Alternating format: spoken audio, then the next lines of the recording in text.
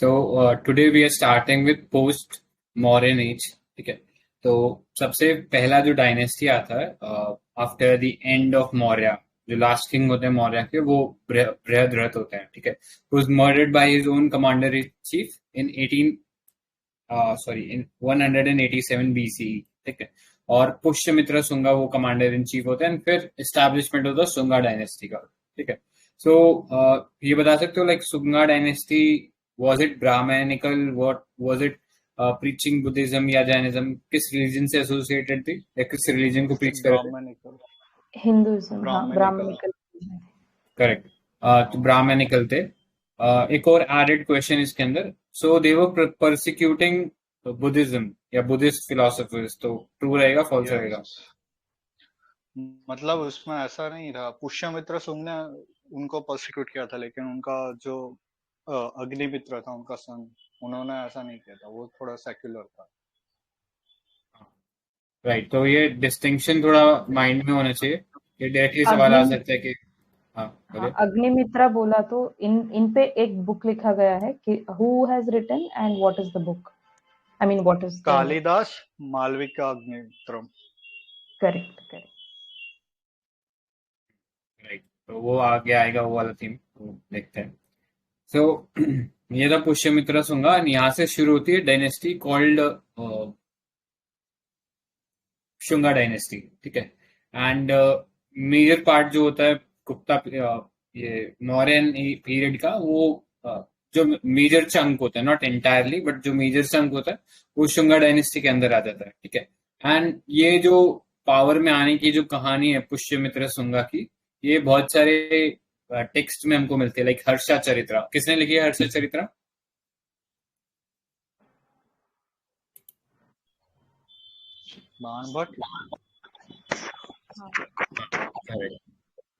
बाण भट्ट ने लिखे, करेक्ट। सो कई बार कंफ्यूजन हो जाता है, हर्षा चरित्रा जो है हर्षवर्धन टिक करके आ जाते हैं। ठीक है, तो कंफ्यूजन हो सकता है, तो बच के रहना उसमें। ठीक है, सो इसके अलावा बृहद्रण्य का उपनिषद, पनानी की अष्टाध्यायी, कालिदास की मालविका अग्निमित्रा जिसके बारे में अभी जस्ट हमने डिस्कस किया, एंड दिव्यावदना। तो इसमें डिस्कशन मिलता है कि कैसे शुंगा डायनेस्टी का जो फाउंडर था वो पावर में आया। ठीक है, सो पुष्यमित्र शुंगा से डायनेस्टी स्टार्ट होती है।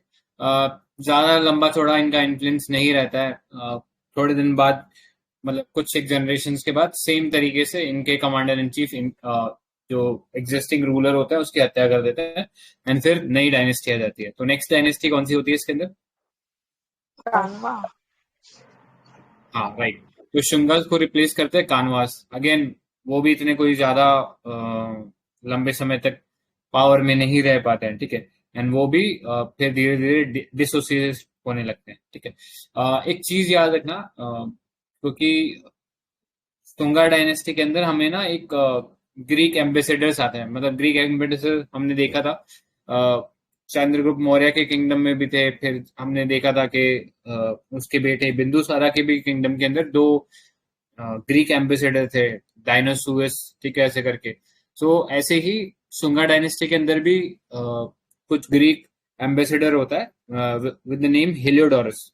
तो हेलियोडोरस के नाम से हमें एक बेस नगर पिलर इंस्क्रिप्शन मिलता है, और टू बी स्पेसिफिक तो विदिशा जो डिस्ट्रिक्ट है वहां पे पड़ता ही है। ठीक है, और वहां पे ये बेस नगर पिलर इंस्क्रिप्शन है, जहां पे वो अपने आप को डिक्लेयर करता है, ये हेलियोडोरस के he is follower of Vishnu, और अपने आप को भगवता बताता है। ठीक है, सो कहीं ना कहीं ये लिखने का इन्फ्लुएंस हम कह सकते हैं कि जो एग्जिस्टिंग किंगडम होता है उसके अंदर ब्राह्मणिकल सिस्टम प्रमोट हो रहा था, उसी का रिजल्ट होता है कि वो लॉर्ड विष्णु को अपना डिवोटी मानता है। ठीक है, जैसे हम देखते हैं जो किंगडम का या जो रूलिंग क्लास का जो रिलीजन होता है वो बाकी लोग फॉलो करते हैं, तो उसी सेंस में हेलियोडोरस ने फिर ये ब्राह्मणिकल रिलीजन चुना। ठीक है, तो ये देख लेना, ये बेस नगर इंस्क्रिप्शन।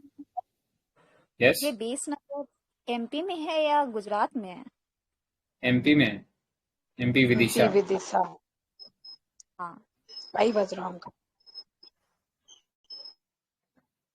ठीक है, तो ये देखे ना, ये बेस नगर ये लिखा हुआ भी है यहाँ पे, विदिशा भी लिखा हुआ है। ठीक है, तो ये रहा।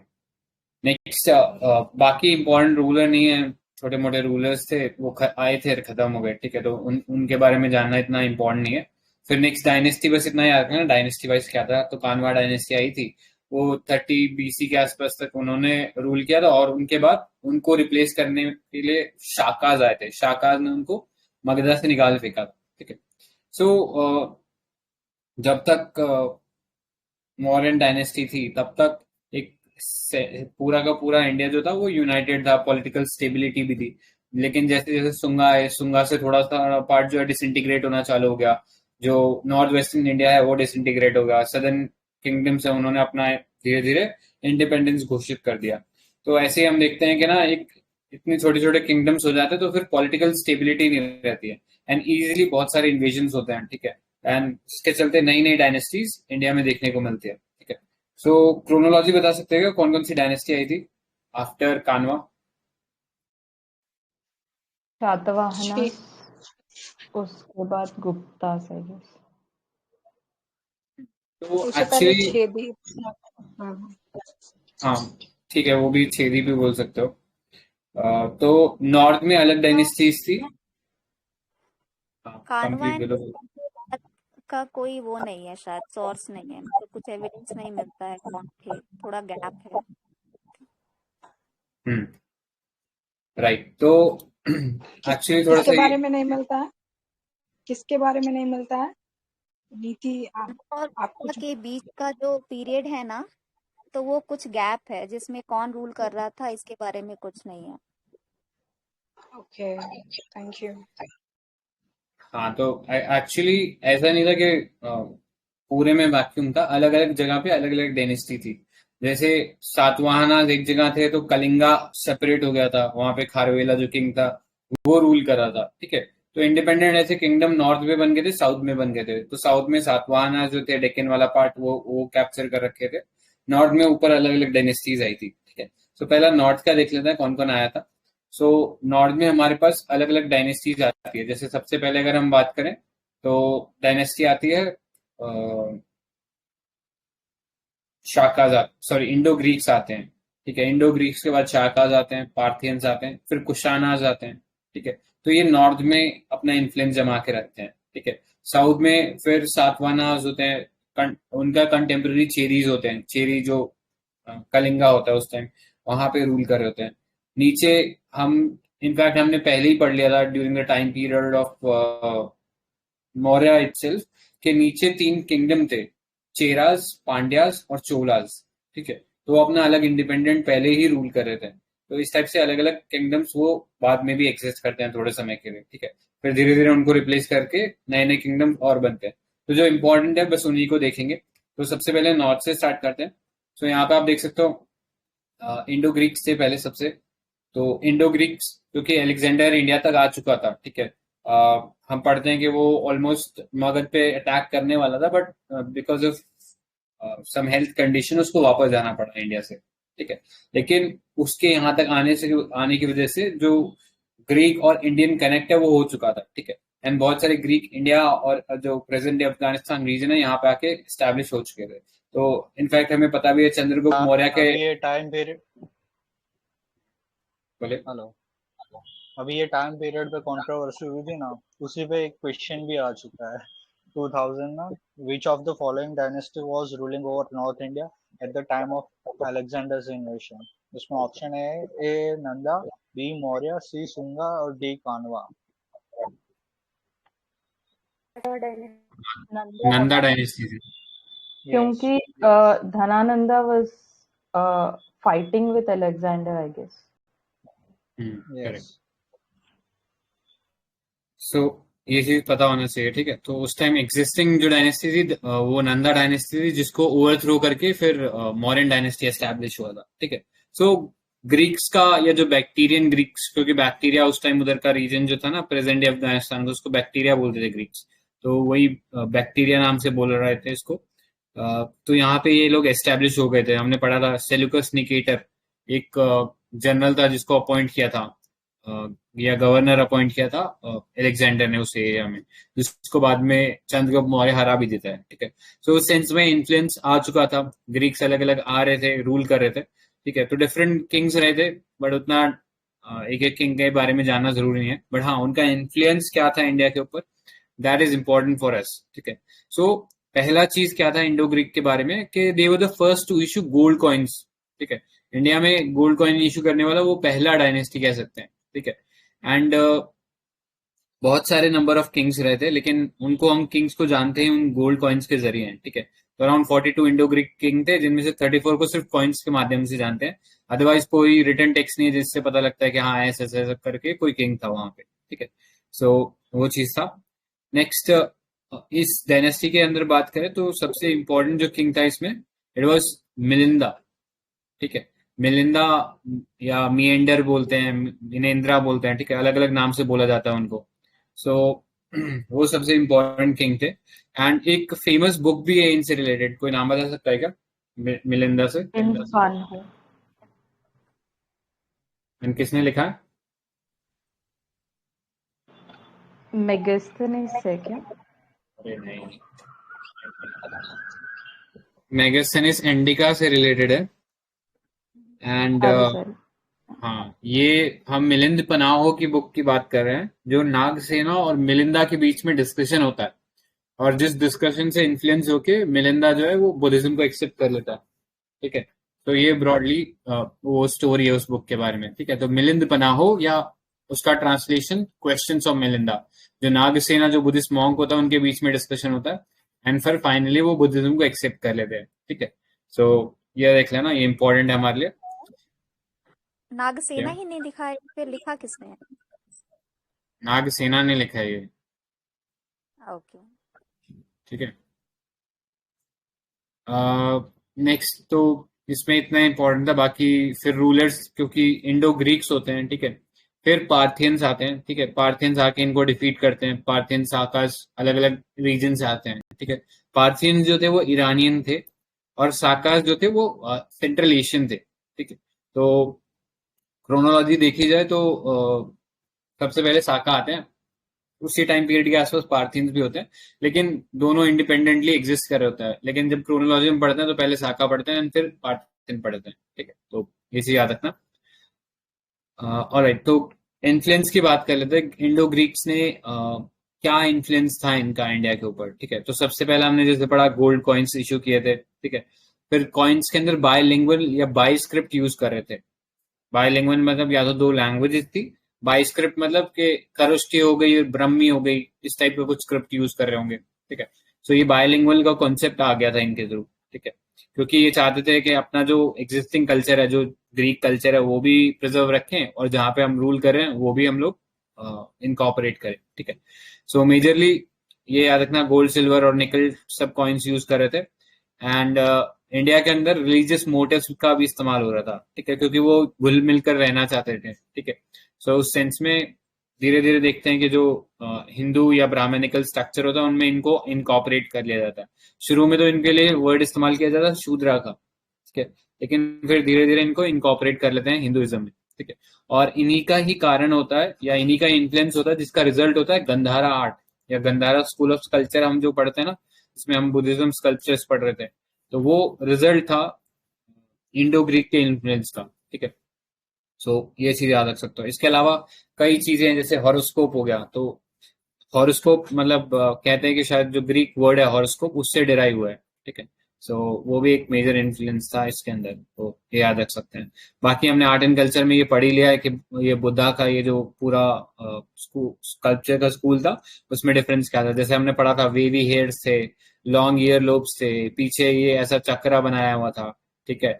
एंड मुस्टैच वगैरह भी थी, जैसे इसमें तो मुस्टैच नहीं दिखा रखी है, लेकिन मुस्टैच वगैरह भी थी। एंड क्लोथ जो थे वो काफी थिक थे, ठीक है। तो ये कुछ चीजें हम आर्ट एंड कल्चर में देख चुके हैं, ठीक है। इसके अलावा एक इम्पॉर्टेंट चीज थी, ये इनफैक्ट यूपीएससी ने एक क्वेश्चन भी पूछा हुआ है कि इंडिया के अंदर ये प्रैक्टिस थी मिलिट्री गवर्नरशिप की, मतलब एक मिलिट्री गवर्नर को आप एरिया का हेड बना देते हो, ये प्रैक्टिस कहाँ से आई? तो ये इंडो ग्रीक से आई थी पहली बार, ठीक है। तो ये यूपीएससी ने आई थिंक शायद अर्ली 2000 में ऐसा कुछ सवाल पूछा हुआ था, तो उसमें डायरेक्ट यही लाइन उठा दिया था, ठीक है। The practice of military governorship was first time introduced by Indo Greeks.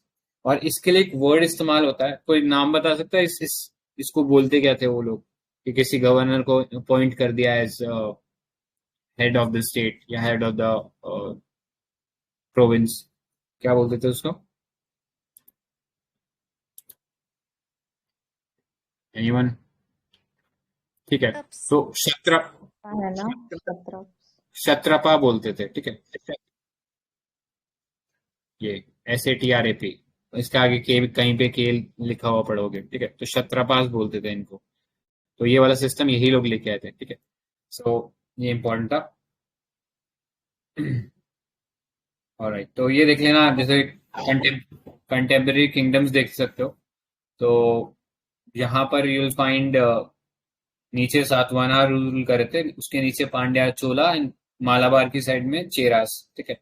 And साथ ही साथ हम देखते हैं सात्रापास जो थे, ये आगे साका डायनेस्टी के अंदर भी सात्रापास बनते हैं, तो वो अलग रूल कर रहे थे, इंडो साकियन अलग रूल कर रहे थे, ठीक है। तो इस टाइप से कोरस्पॉन्डिंगली चल रहा था, ठीक है। सो ये था इंडो ग्रीक के बारे में। जैसे जैसे ये फिर क्योंकि इंडो ग्रीक अपने जो होमलैंड है उससे काफी आगे निकल आए थे, तो एज सच इनको इतना कोई सपोर्ट मिल भी नहीं रहा था, प्लस दोनों साइड से प्रेशर था। ऊपर से साकास जो कि सेंट्रल एशिया से ट्राइब आई थी, वो इनके ऊपर प्रेशर बना रहे थे, और पीछे से या ईरान की साइड से पार्थियंस जो थे वो इनके ऊपर प्रेशर बना रहे थे, ठीक है। जिसकी वजह से फिर धीरे धीरे डिटोरेट होने लगा, ये इंडो ग्रीक रिप्लेस हो गए थे पूरी तरीके से, ठीक है।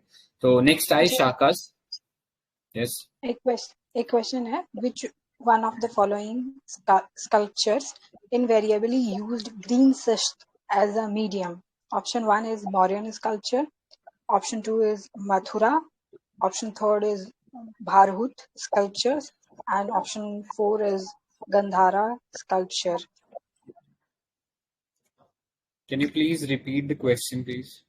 Okay, which one of the following sculptures invariably use green schist as the medium? मतलब वो तो आंसर क्या होगा? गंधारा होगा, मौर्यन होगा, मथुरा होगा? गंधारा होना चाहिए ना, ग्रीन शायद वही लोग यूज कर रहे थे कुछ। राइट। मतलब याद रखना, मथुरा में हम लोग रेड सैंडस्टोन वगैरह यूज कर रहे थे, इसीलिए मॉडर्न पिलर्स भी है, रेड सैंडस्टोन देखने को मिलता है, ठीक है। तो ऐसे याद रख सकते हैं। देखते ना, बेस नगर पिलर्स में हम लोग देखते हैं blue green. Blue green base नगर में नहीं है, ब्लू ग्रीन पूरा इंडिया के बाहर ही है, जो ईरान वाला साइड है ना, वहां पे है ब्लू ग्रीन। इंडिया में हम लोग ज्यादातर जो लोकल मटेरियल था रेड सैंडस्टोन होता था, तो वही यूज कर रहे थे, ठीक है। ऑलराइट, सो नेक्स्ट शाकास के बारे में ना हमें ये याद रखना, सेंट्रल एशिया से आते हैं, और इनके बारे में हमें पतंजलि का जो महाभाष्य है ना, जो किताब लिखी है उन्होंने, उसमें भी पता लगता है, ठीक है। तो शाक्यास को बोलते हैं एज प्योर शूद्रास, ठीक है।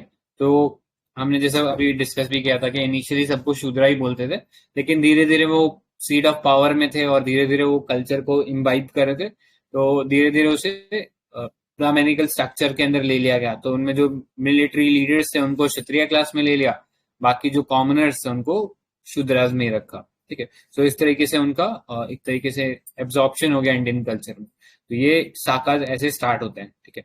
तो इनके अंदर भी अलग अलग डायनेस्टीज होती हैं, ठीक है। तो एक डायनेस्टी थी यूचीज करके, तो यूचीज नाम से इनको रेफर भी किया जाता है कि मल्टीपल डायनेस्टी थी, तो यूचीज जो थे वो इंडियन साइड में आए थे, और फिर उनका नाम बदल के साकाज हो गया था, या स्काइथियंस, ठीक है। तो जनरली साकाज इससे ही उन्हें रेफर किया जाता है, ठीक है। Kushans also belong to Yuchi tribe, ना?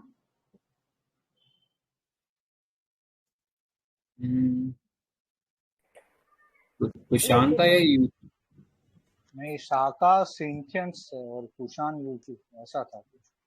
हाँ राइट, सॉरी, कुशान्स यूची थे। ये वाला सेंट्रल एशियन ट्राइब्स था स्काइथियन, ठीक है। तो शाका नाम चल रहा था, ठीक है। सो इसी से याद रखना। तो इनके भी ना अलग अलग ब्रांचेस थी, ठीक है। तो इसीलिए देखते हो कि ना सातवाहनास के टाइम बाद में गुप्तास के टाइम तक साका चले जा रहे हैं, ठीक है। तो अलग अलग ब्रांचेस थी और अलग अलग जगह ये इंडिया के अलग अलग एरियाज में फिर ये रूल करने लगे थे, ठीक है। सो उस सेंस में थोड़ा सा डिस्टिंक्शन दिमाग में होना चाहिए. So the history of Shaka is largely known through inscription and coin. ठीक है, तो एक बहुत फेमस इंस्क्रिप्शन है जूनागढ़ इंस्क्रिप्शन, जो हम पढ़ते हैं in reference to Rudra Daman one. ठीक है, तो एक इम्पोर्टेंट शाका किंग थे जिन्होंने सातवाहनास को भी हराया था थोड़ा बहुत टाइम तक, और अपना जो है वो सुप्रेमेसी जो है वो वेस्टर्न जो इंडिया है अराउंड गुजरात एंड उस एरिया के आसपास एस्टैब्लिश की थी. ठीक है, सो ये जो साका रूलर थे, जूनागढ़ इंस्क्रिप्शन जो हमने पढ़ा है वहां पे, और किस किस का रेफरेंस मिलता है जूनागढ़ इंस्क्रिप्शन में? सुदर्शन लेक. हाँ, सुदर्शन. हाँ, लेकिन किंग्स के किस किस का रेफरेंस मिलता है उसमें? अशोका. Kamdagupta. रुद्रदमन वन. हाँ, अशोका का मिलता है. रुद्रदमन वन.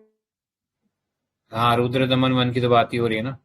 रुद्र दमन वन तो है ही, उसके अलावा Ashoka, and apart from Ashoka उनके बाद मतलब रुद्र दमन वन के बाद फिर स्कंद गुप्ता का रेफरेंस मिलता है उसके अंदर. ठीक है, तो ये लोग वो सुदर्शन लेक को बार बार रिपेयर कराते एंड फिर वहां पे अपना नाम लिख के चले जाते थे. ठीक है, तो उस जूनागढ़ इंस्क्रिप्शन में 3 लोगों के नाम थे. ठीक है, और ये 3 अलग अलग डायनेस्टीज से बिलोंग करते हैं.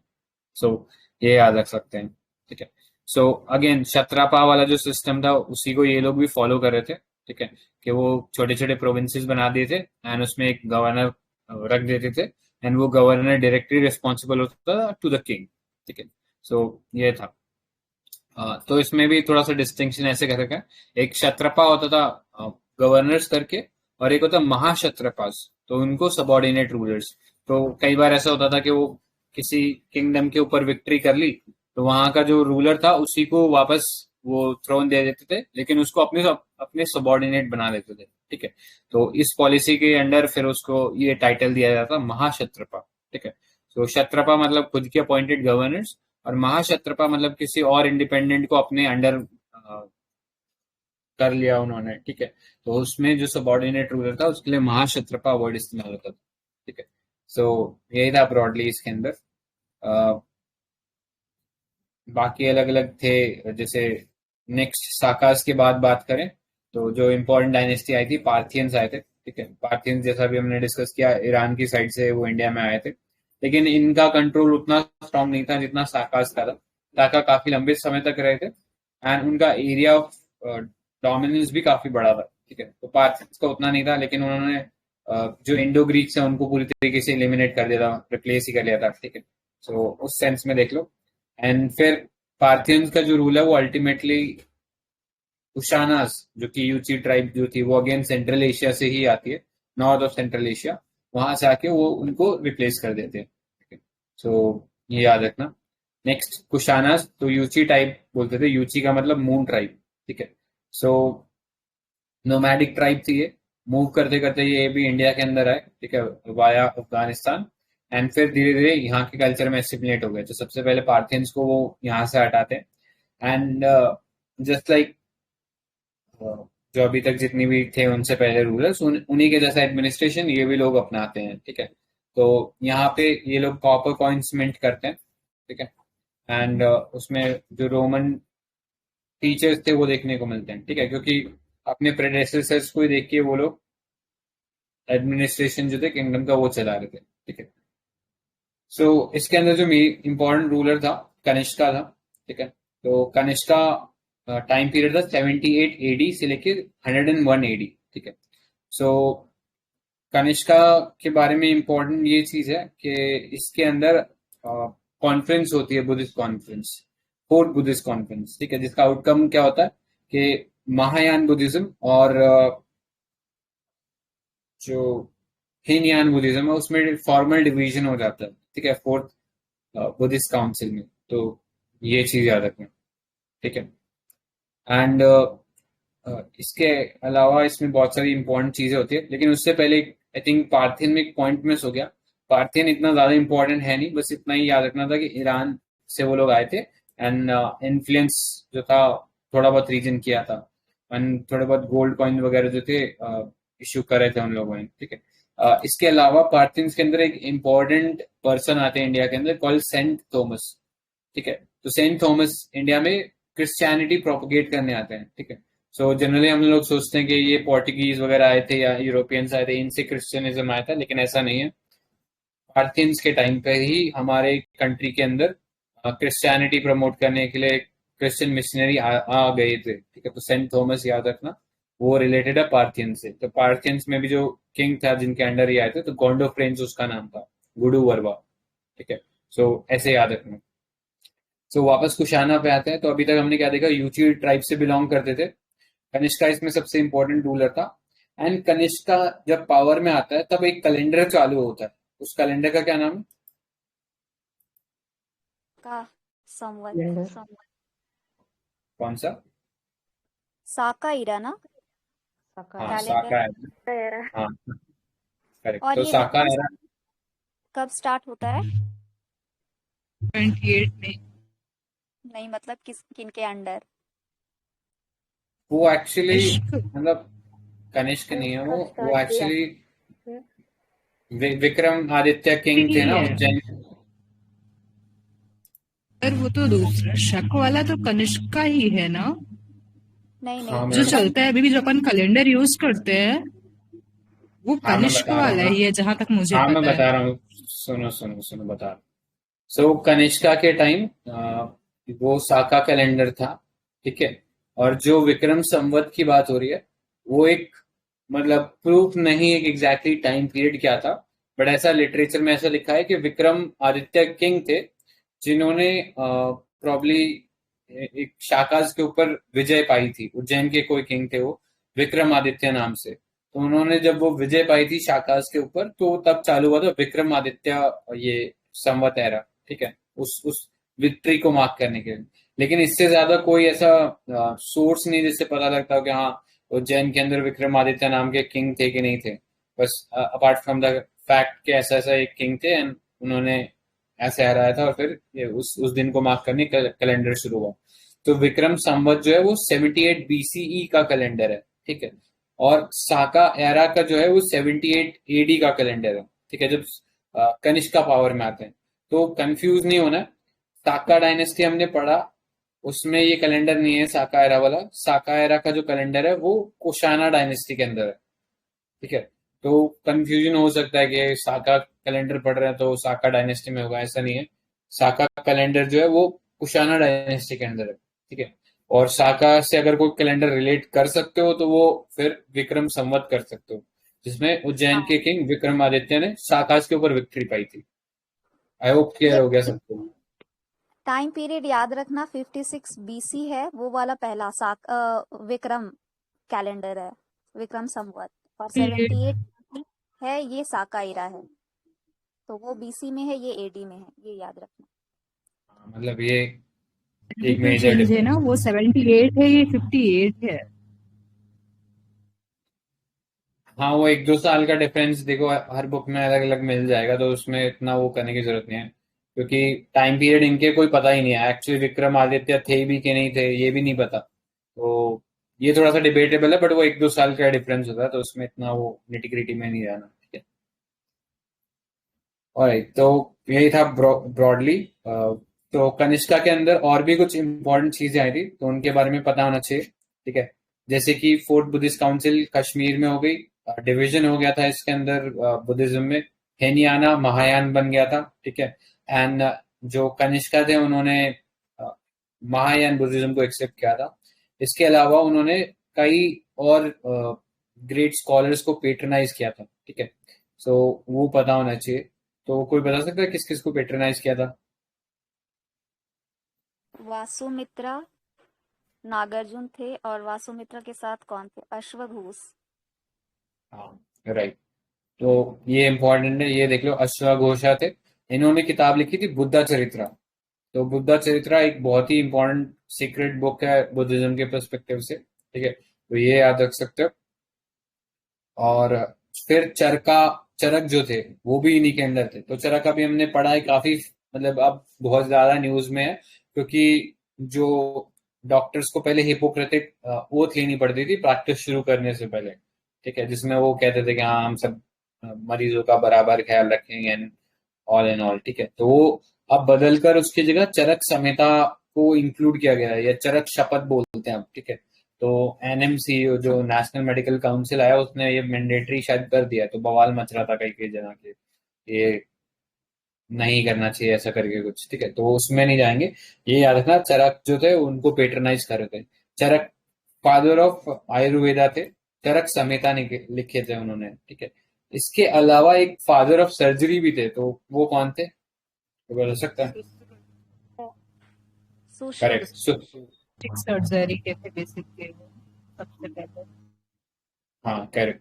तो टाइम पीरियड बताओ, सुश्रुत पहले थे कि चरक पहले थे? पहले थे, सुश्रुत तो 7 हाँ, तो सुश्रुत पहले थे, वो अराउंड 800 बीसी बोलते हैं उनको, कि वो उतना पहले थे, ठीक है, सुश्रुत। और चरक जो है ये कुषाण के अंडर थे, ठीक है। तो थोड़ा सा ये क्रोनोलॉजी दिमाग में होनी चाहिए, चरक सुश्रुत के बारे में, ठीक है। नेक्स्ट वासुमित्रा थे, तो उन्होंने किताब लिखी थी महाविभाषा, ठीक है, जो कि एक एनसाइक्लोपीडिया थी बुद्धिज्म फिलोसफी को लेके, ठीक है। नेक्स्ट नागार्जुन थे, तो वो एक इम्पोर्टेंट स्कॉलर थे, ठीक है, इनके टाइम पीरियड में, ठीक है। और उन्होंने काफी सारे डॉक्ट्राइन दिए थे, जैसे महायाना के रिलेटेड कुछ डॉक्ट्राइन थे, मध्यम का जो एक स्कूल डेवलप होता है बुद्धिज्म के अंदर ही, उसके भी इम्पोर्टेंट उन्होंने कुछ सिद्धांत जो थे, प्रिंसिपल्स उन्होंने दिए थे, ठीक है। तो ये इम्पोर्टेंट थे, बाकी तो दोनों इम्पोर्टेंट नहीं है, उनमें डिटेल में जाने की जरूरत नहीं, ठीक है। इसके अलावा इन्होंने जो गंधारा और मथुरा स्कूल ऑफ कल्चर उसको पेट्रोनाइज किया था, ठीक है, तो फ्लरिश इनके अंडर ही हुए थे। ऑल्दो गंधारा जो है उसका इन्फ्लुएंस हमें इंडो ग्रीक से ही देखते हैं, लेकिन उसका फ्लरिशमेंट जो था, मतलब वो एकदम फला फूला जो था, वो कुशाना के अंडर ही था, ठीक है। सो ये चीज याद रख सकते हैं। किसी को कुछ और ऐड करना है क्या इसमें?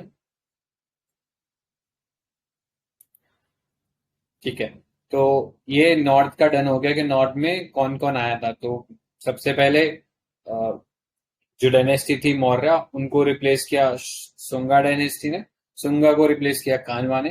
कानवा के होने के बाद, मतलब ये तो इंडिजिनियस ही थे कि भारत के अंदर ही थे, भारत में से ही ये लोग रूल कर रहे थे, लेकिन फिर फॉरेनर्स आते हैं नॉर्थ में। सबसे पहले इंडो ग्रीक्स आते हैं, देन साकाज आते हैं, देन पार्थियंस आते हैं, और पार्थियन के बाद सबसे लास्ट में कुशानाज आते हैं, ठीक है। तो ये क्रोनोलॉजी दिमाग में होना चाहिए, यूपीएससी ने ये क्रोनोलॉजी पे भी एक दो क्वेश्चन पूछ रखे हैं, ठीक है। सो इतना ही था इसके अंदर, नेक्स्ट पे चलते हैं। सो शाकाज के बारे में भी है थोड़ा सा, क्योंकि शाकाज हमने पढ़ा ना ब्रांचेस में थे, तो शाकाज का जो वेस्टर्न जो इंडिया है वहां पे काफी लंबे समय तक रूल करते गए थे, ठीक है। तो उनमें इंपॉर्टेंट किंग जो हमने अभी डिस्कस किया, रुद्रदमन वन, वो सबसे इंपॉर्टेंट किंग थे। सुदर्शन लेक पर जो काम किया था वो उनका, वो जूनागढ़ इंस्क्रिप्शन में उसके बारे में लिखा है। और उन्होंने सातवाहनस के कुछ रूलर थे, गौतमीपुत्र सत्कारनी, तो उनको डिफीट किया था। बाद में गौतमीपुत्र सत्कारनी उनको वापस डिफीट भी कर देते हैं, ठीक है। सो उतना डिटेल में जाने की जरूरत नहीं है, ठीक है। तो कंट्रीब्यूशन देख लेते हैं इनके क्या रहे थे। तो एक तो पोट्री और आर्किटेक्चर थे, वो ये लोग लेके आए थे, जैसे बर्न ब्रिक का जो यूज है फ्लोरिंग के लिए, वो इनके थ्रू आया था, ठीक है। एग्रीकल्चर में नई नई प्रैक्टिसेस आ गए थे। कुषाण के अंदर सिल्क रूट जो था पूरा कनिष्का के अंडर था, तो सिल्क रूट में या इकोनॉमी या जो ट्रेड था उसमें भी अच्छा खासा कंट्रोल हो गया था इंडिया का, ठीक है। इसके अलावा गोल्ड कॉइन्स को इशू करने का जो टेक्निक था वो भी इंडिया के अंदर फिर फ्लरिश हुआ उन्हीं के थ्रू, ठीक है। इसके अलावा जो नॉलेज था कई चीजों का, लाइक राइडिंग हॉर्सेस, तो गोल्ड इनिशियली कॉइन सबसे पहले स्टार्ट यूनानियों ने किया था ना, यूनानी जो आए थे गोल्ड कॉइन्स का। फिर सबसे ज्यादा शायद वो कहते हैं मिंटिंग सबसे ज्यादा कनिष्का के टाइम के की गई थी, शायद ऐसा कुछ था। लेकिन यहाँ पे लिखा है introduce gold coin in India. अच्छा, इंडो ग्रीक लिखा है, ठीक है ठीक है, इंडो ग्रीक लिखा है ना, ठीक है। तो जैसा बताया वो चीज सही है। तो ये भी याद रखना, पहले ना सेना के अंदर कई वो होते हैं, रोल डिफरेंट डिफरेंट होते हैं। जैसे एक होती है इन्फेंट्री। इन्फेंट्री क्या होती है? जो पैदल सैनिक होते हैं, ठीक है। जैसे आर्मी में एक बोलते हैं ना बटालियन है, उसमें अगर पैदल सैनिक है तो वो इन्फेंट्री है, उनका काम मैन पावर वाला है कि वो गोली चलाएंगे, ठीक है, तो वो इन्फेंट्री होती है। फिर एक होती है कैवलरी। कैवलरी का मतलब घुड़सवार। तो कैवलरी का कंसेप्ट इंडिया में उतना सिग्निफिकेंट नहीं था इंडो ग्रीक्स या ये जो सेंट्रल एशियन ट्राइब्स हैं इनके आने से पहले, कुषाण वगैरह के आने से पहले, तो उतना कॉन्सेप्ट नहीं था। पैदल लड़ाई करते थे, ज्यादा से ज्यादा हाथियों पे चले जाते थे, ठीक है। तो घोड़ों का यूज नहीं था। घोड़ों का यूज जो है बाद में आने लगा, ठीक है। एंड धीरे धीरे जैसे जैसे मुगलों के पीरियड तक आएंगे ना, हमें पता लगेगा कैवलरी का कितना इंपॉर्टेंट था। वो हारे ही, इब्राहिम लोदी वगैरह हारे ही इसीलिए थे कि वो कैवलरी का यूज जानते नहीं थे प्रॉपरली। तो ऑल्दो कुशाना लेके आए थे, लेकिन उसका जो अच्छा सबसे बेस्ट यूज है वो मुगलों के टाइम में हुआ था, ठीक है, कैवलरी का। तो कैवलरी क्या थी, बहुत ज्यादा एजाइल होती थी, तो वो इजीली अंदर तक मार करके आ जाती थी और हमारे इंडियन उनको फॉलो नहीं कर पाते थे, ठीक है।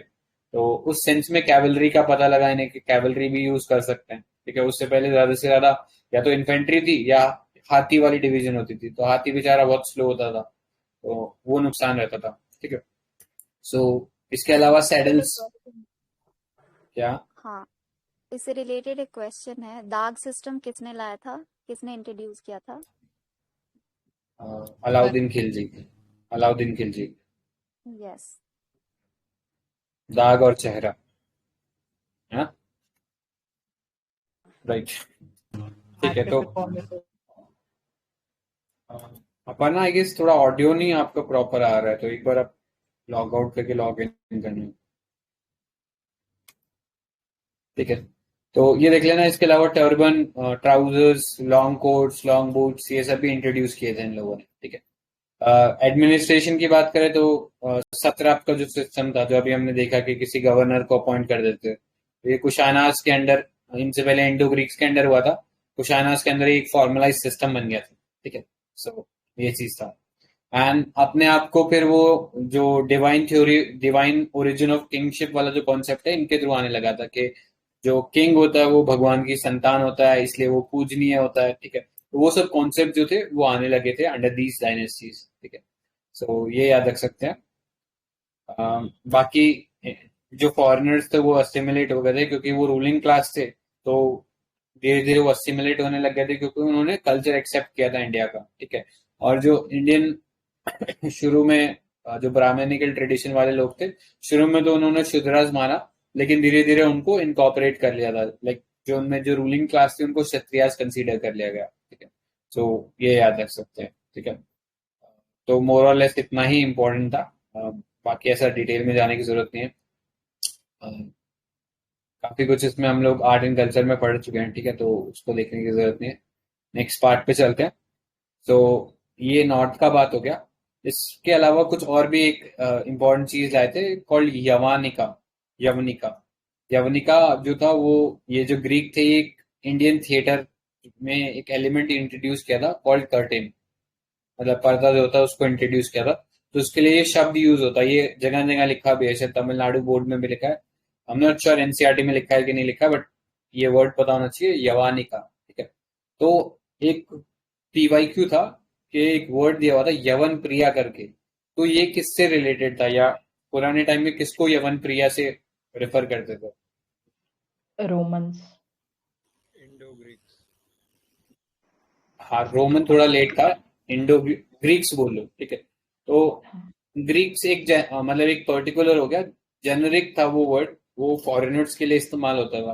कोई भी जो इंडियन सब कॉन्टिनेंट से नहीं था, थोड़ा स्किन कलर डिफरेंट होता था उनका, तो उनको जनरली वो यवन प्रिया बोल देते थे, ठीक है। एंड ज्यादातर जो फॉरेनर्स थे वो ग्रीक ही आते थे, तो उनको यवन प्रिया से इसलिए रेफर किया जाता। यवन का मतलब पेपर होता था, ठीक है। तो पेपर, ब्लैक पेपर जो है वो केवल इंडिया में होता था, और उसी का ट्रेड जो है वो पहले ग्रीक्स को लेके आता इंडिया, और बाद में पोर्टुगीज को इंडिया लेके आता, और फिर बाकी सारी जो यूरोपियन जमात है सबको ले आता है इंडिया की तरफ। तो इसीलिए ना वहां पे उगता नहीं था ये ब्लैक पेपर, और ये जो विंटर बेस्ड विंटर कंट्रीज होते थे ना, वहां पे ये काफी काम का होता था। सो वो उसको ज्यादा लेने आते थे, तो इसीलिए उनका नाम वो यवन प्रिय, जिनको यवन प्रिय है, मीनिंग ब्लैक पेपर जिनको फेवरेट है, तो यवन प्रिय से नाम पड़ गया फॉरेनर्स का, ठीक है। सो ये था एक चीज। सो ये नॉर्थ इंडिया की कहानी हो गई। नीचे हम लोग सातवाहनास पे चलते हैं। तो सातवाहनास जो थे, जैसे ही शुंगास कानवास नॉर्थ में रूल करे थे, तो डेक्कन के अंदर सातवाहनास मौर्य से अलग हो गए, डिसोसिएट हो गए, और अपना एक इंडिपेंडेंट किंगडम उन्होंने कास्ट कर लिया, ठीक है। तो सातवाहनास के बारे में एज सच कोई डायरेक्ट लिटरेचर में नहीं मिलता, ऑल्दो पुराण जो है उनके अंदर आंध्रास के बारे में रेफरेंस है कि आंध्रास जो थे वो रहा करते थे इस स्पेसिफिक एरिया में, जो डेक्कन का भी आंध्र प्रदेश वाला एरिया वहां पे। सो पुराण में जरूर एक रेफरेंस मिलता है जहां से पता लगता है शायद ये सातवाहनास वो आंध्रास को ही रेफर कर रहे थे, ठीक है। सो उनके बारे में रेफरेंस मिलता है एंड ये भी yes. they are mentioned in Matsya Purana. Right, तो मत्स्य पुराण में उनका जिक्र मिलता है। एंड कौन सा रिलीजन फॉलो कर रहे थे? Followed both Buddhism and Brahmanical also. ब्राह्मण से हाँ, मतलब they patronized Buddhism.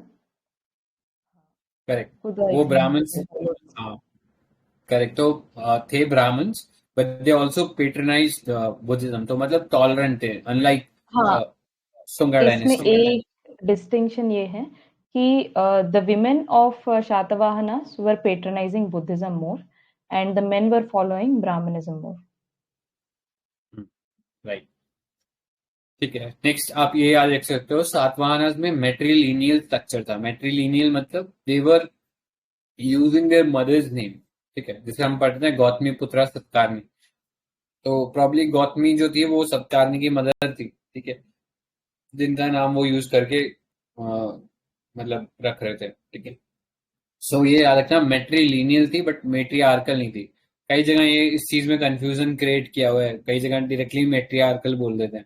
तो मैट्रियार्कल और मैट्रिलिनियल में डिफरेंस ये है कि मैट्रियार्कल में mother is the head of the family, ठीक है, बट इंडिया में ऐसा है नहीं, ज्यादातर 99% पेट्रियार्की है, तो वहां पे भी पेट्रियार्की चल रहा था लेकिन नाम से मदर से ट्रेस कर रहे थे अपना, ठीक है। सो उस सेंस में मैट्रिलिनियल थे, नॉट मैट्रियार्कल, बट कई कई जगह उसको मैट्रियार्कल भी बोला हुआ है। तो देख लेना अपना कॉल, एक बार जजमेंट दे लेना कि क्या टिक करना चाहिए, ठीक है। सो ये रहा। तो initially they start from Maharashtra, जो गोदावरी वैली है, वहां से फिर वो अपना जो मेजर जो सेंटर ऑफ पावर जो है उनका वो आंध्र प्रदेश और कर्नाटका वाला रीजन हो जाता है, ठीक है। सो इनिशियली हमने पढ़ा था जैसे रुद्रदमन वन जो शाका रूलर थे, उन्होंने एक बार को हराया था सातवाहनास को, बट बाद में सातवाहनास प्रिवेल एंड वो एलिमिनेट कर देते हैं ऑलमोस्ट शाकास को, ठीक है। सो उसी सेंस में जो गौतमी पुत्र सत्कारनी जो कि मेन रूलर थे इसके अंदर, उन्होंने डिफीट किया था शाकास को एंड फिर उन्होंने ये नाम रख लिया था, अज्यूम द टाइटल ऑफ दक्षिणा पथापति, मतलब लॉर्ड ऑफ द साउथ, ठीक है। तो दक्षिण पथा हमने पढ़ा था मौर्य पीरियड के टाइम पे कि तक्षशिला से जब नीचे आना होता था तो एक ही रास्ता था। वो रास्ता एक क्यों था? क्योंकि नर्मदा रिवर को क्रॉस करना was a very tedious task and Narmada पहुंचने से पहले you have to cross the Satpura and Vindhya range, तो अपने आप में बहुत ज्यादा टीडियस टास्क था, तो एक ही रास्ता पता था, तो उसके लिए नाम दक्षिणा पता रखा था। उत्तर पता रखा था तो वो रखा था फ्रॉम पाटलिपुत्रा टू तक्षशिला, तो उस रास्ते को उत्तरा पता बोलते थे, और पाटलिपुत्र से सुवर्णगिरी जो प्रॉब्ली शायद कोलार माइन वाला जो एरिया था वहां पे जाने का जो रास्ता था उसके लिए दक्षिणा पता इस्तेमाल होता था, ठीक है। तो ये डेक्कन को रूल कर रहे थे तो इसलिए ये अज्यूम कर लेते थे टाइटल दक्षिणा पथापति, ठीक है। तो इनिशियली ये जो डायनेस्टी है इसको फॉर्म करते थे Simuka immediately after death of Ashoka, लेकिन इसका जो प्रॉपर राइज होता है वो गौतमी पुत्र सत्कारनी के अंदर होता है, ठीक है। तो ये एडी में थे, याद रखना। पुराण के हिसाब से अप्रोक्सीमेटली 300 ईयर्स तक इन ये सातवाहना से इन्होंने रूल किया था, ठीक है। तो ये याद रखना। Who is known as the protector of Varna system? Pushyamitra Singha था क्या? नहीं, ये गौतमी पुत्र सतकर्णी ही थे जो परमिट नहीं करते थे intercaste marriage, so he is the main culprit.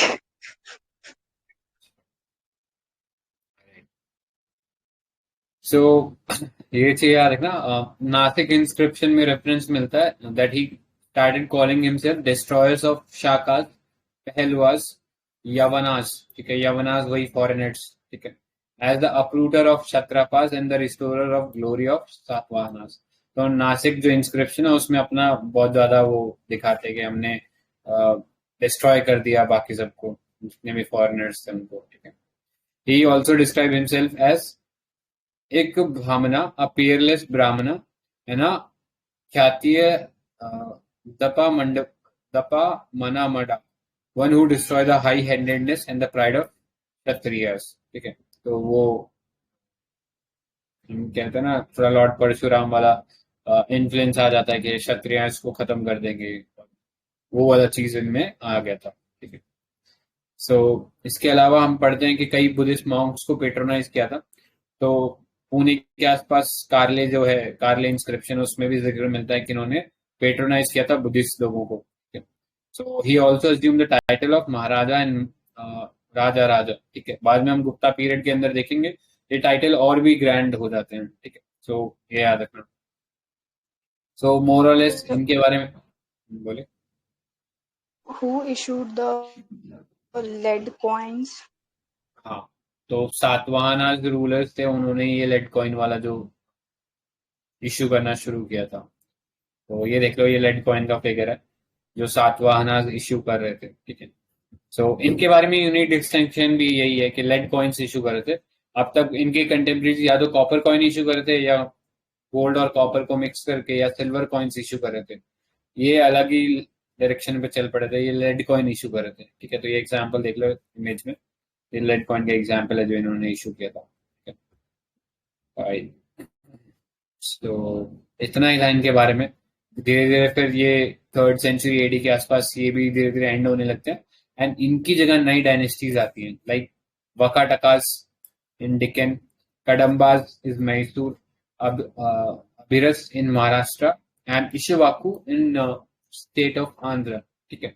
So ये लोग फिर सदर्न इंडिया को डोमिनेट करते हैं आफ्टर सातवाहनास, ठीक है। सो इस वानास का तीन मेन इंस्क्रिप्शन है तो नासिक में, एक और एक कार्ले हमने देखा, और फिर और एक है नानी घाट इंस्क्रिप्शन। तो नानी घाट इंस्क्रिप्शन में एक थोड़ा अलग फीचर है कि बाकी जगह हम देखते हैं मोस्ट कॉमनली ब्राह्मी स्क्रिप्ट के साथ प्राकृत लैंग्वेज यूज होती है। इसमें नानी घाट में इन लोगों ने संस्कृत लैंग्वेज यूज की है और ब्राह्मी स्क्रिप्ट में लिखा है, ठीक है। तो इनको ऐसे भी याद रख सकते हो क्योंकि ये ब्राह्मण्स थे, ठीक है, तो थोड़ा इलीट उस सेंस में थे, तो वो संस्कृत यूज कर रहे थे। बाकी सब लोग प्राकृत इसलिए यूज करते थे क्योंकि उनको लगता था ये कॉमन लोगों की भाषा है, ठीक है, एंड उनको ज्यादा समझ में आएगी बेटर। बट ये ब्राह्मण थे तो इनको लग रहा था कि बाकियों को भी समझ में आ जाएगी, ठीक है, तो इनका कोड लैंग्वेज भी संस्कृत ही था। सो ये याद रख सकता है। Next, Satavahana was represented as upholder of dharma. तो अभी जैसा बताया था कि इंटरकास्ट मैरिज परमिट नहीं करते थे, तो उस सेंस में वो जो धर्मा था या जो वर्ण आश्रम था उसको वो प्रॉपरली एस्टैब्लिश करा रहे थे। बाकी एसेट्स एडमिनिस्ट्रेशन की बात करें तो अशोका के टाइम का जो एडमिनिस्ट्रेशन था उसको ये लोग यूज कर रहे थे। The kingdom was divided into sub divisions called Aharas और राष्ट्र, मीनिंग डिस्ट्रिक्ट, और अमात्यास, महामात्रास, जो कि हमने मौर्यस में ही पढ़ा था, वही लोग पर्याप्त मिनिस्टर या एडवाइजर की तरह काम कर रहे थे, ठीक है। लेकिन एक डिफरेंस ये आ गया था कि मौर्य के अंदर किंग टॉप पे होता था एंड वो फिर नीचे गवर्नर्स अपॉइंट करता था, ठीक है, और जो मिलिट्री वगैरह होती थी सारी स्टैंडिंग आर्मी होती थी। लेकिन यहाँ पे सातवाहना से शुरू हो जाता है फिर फ्यूडलाइजेशन। तो कुछ कुछ फ्यूडल ट्रेड्स आने लग जाते हैं कि अपने नीचे जो फ्यूडेटरीज होते हैं वो फिर आर्मी लेके आते हैं, स्टैंडिंग आर्मी अकेला किंग नहीं रखता है, ठीक है। तो वो वाली चीजें आने लगी थी। इसके अलावा जो दान होता है, दान दक्षिणा, वो भी काफी बढ़ गया था, ठीक है। तो इन लोगों को, जो ब्राह्मण से, इनको काफी दान दिया जा रहा था, ठीक है। तो उस सेंस में शायद फ्यूडेटरीज जो फ्यूडल सिस्टम था वो काफी बढ़ गया था, ठीक है। सो ये था इसके अंदर। उसको क्या बोलते हैं? मतलब क्या टर्मिनोलॉजी यूज करते थे जो आपने सामंतवाद सामंतवाद कह रहे हो?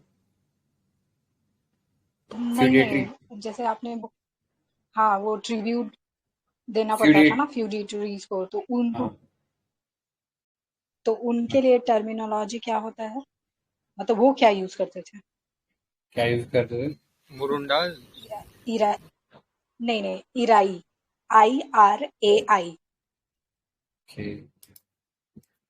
इराई, ठीक है। तो याद रखना वो ट्रिब्यूट देने का जो सिस्टम था, अपने से जो सुपीरियर है उसके लिए ये टर्म था Irai.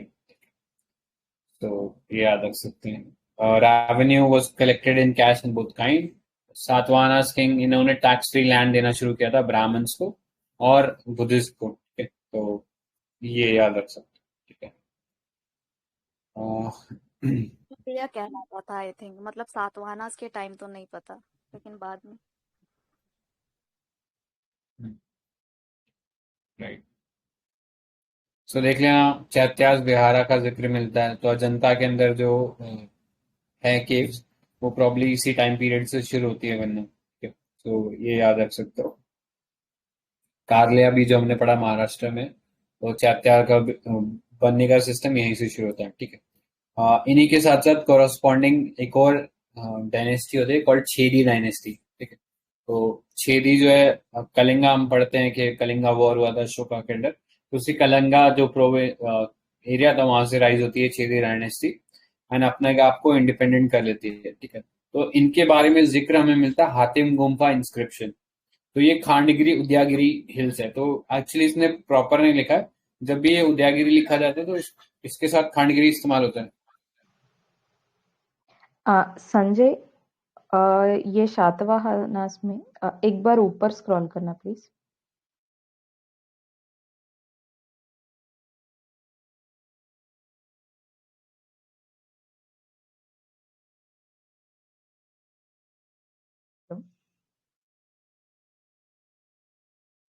Yes Deepti. Can you थोड़ा एक बार ऊपर स्क्रॉल करना, बस छोटा सा पॉइंट बोलना था, तो उस हाँ, और थोड़ा ऊपर। आई थिंक कहीं ऐसे लिखा है कि paddy transplantation was introduced during Satavahanas period. थोड़ा ऊपर, हाँ हाँ हाँ, इधर ही सोशल ऑर्गेनाइजेशन के ऊपर। हाँ, आर्ट ऑफ पैडी ट्रांसप्लांटेशन। तो अब अभी जो हम सैपलिंग्स लगाते हैं ना पैडी के लिए, तो ये इनके टाइम में स्टार्ट हुआ है। बस इतना ही कहना था, आगे चलते हैं। ठीक है। नहीं, वी नेवर नो, शायद पूछ सकते हैं। राइट, ठीक है। तो इतना ही था इसके। तो छेदी जो डायनेस्टी थी उसमें इम्पोर्टेंट रूलर जो थे वो खारवेला रूलर थे, ठीक है। Kharavela was an important ruler, and उनके बारे में ये हातिम गुम्फा इंस्क्रिप्शन है, इसके अंदर लिखा है। तो ये खांडगिरी उदयागिरी केव्स बोलते हैं, सिंपली उदयागिरी बोलते हैं ना, तो उदयागिरी केव्स एमपी के अंदर भी हैं, ठीक है। सो कई बार कंफ्यूजन हो जाता है, तो इसको जनरली रेफर करते हैं तो खांडगिरी उदयागिरी केव्स बोलते हैं। तो ये भुवनेश्वर उड़ीसा के अंदर है, ठीक है। एंड यहाँ पे ये खारवेला जो रूलर्स थे इनके बारे में पता लगता है। तो ये बता सकते हो ये छेदी डायनेस्टी कौन से रिलीजन से बिलोंग करती थी?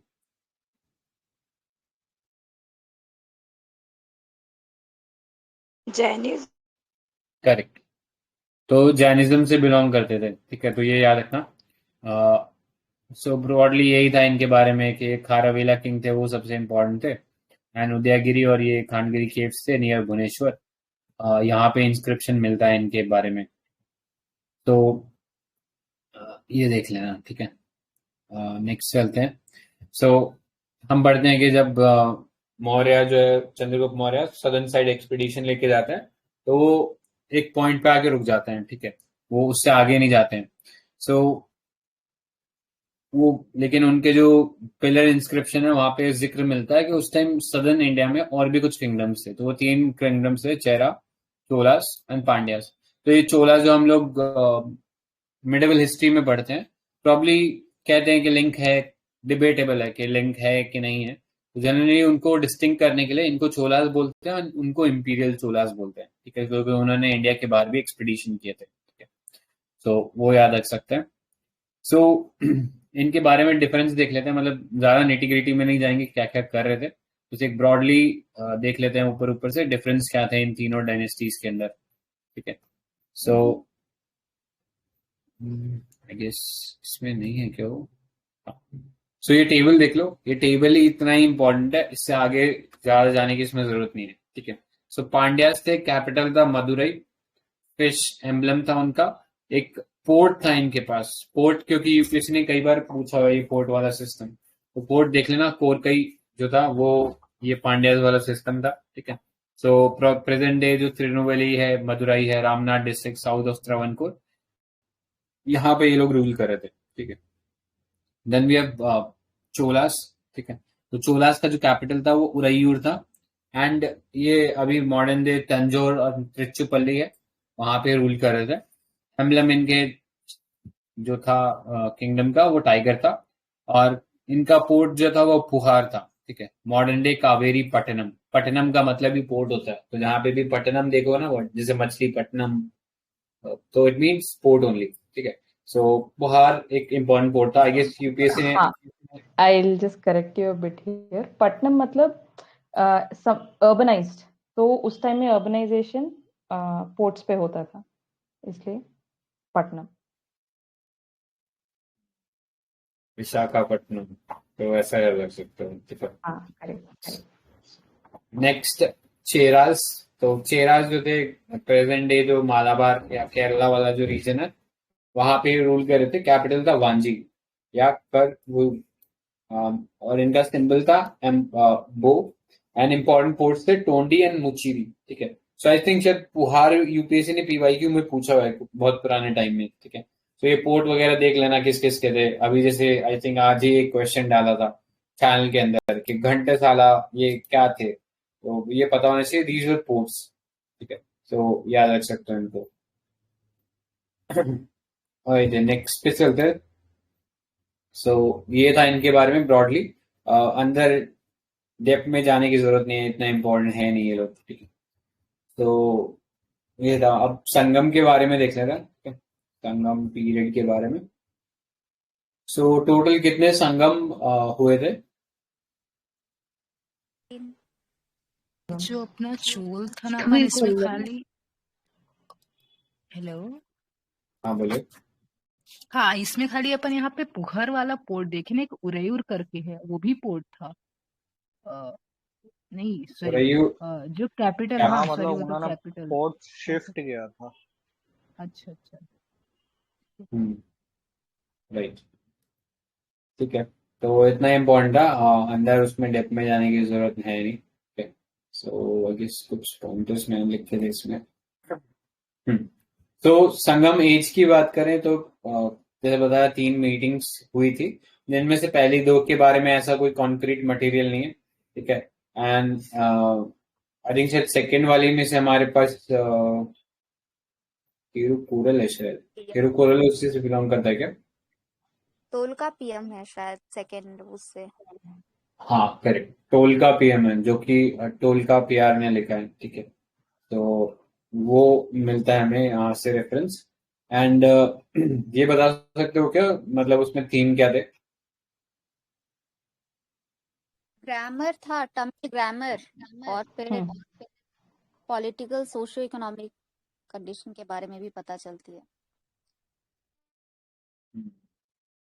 राइट, तो संगम का जनरल मीनिंग होता है असेंबली, ठीक है। संगम का मतलब मिलना होता है, ठीक है। तो संगम लिटरेचर जो था थोड़ा सा इस सेंस में थोड़ा यूनिक था कि वो काफी सेक्युलर था, ठीक है। कोई रिलीजियस थीम एज सच नहीं थी, और उसमें ज्यादातर 2 थीम होती थी, ठीक है। तो 2 वर्ड का भी इस्तेमाल किया गया, तो वो वर्ड का मीनिंग पता होना चाहिए।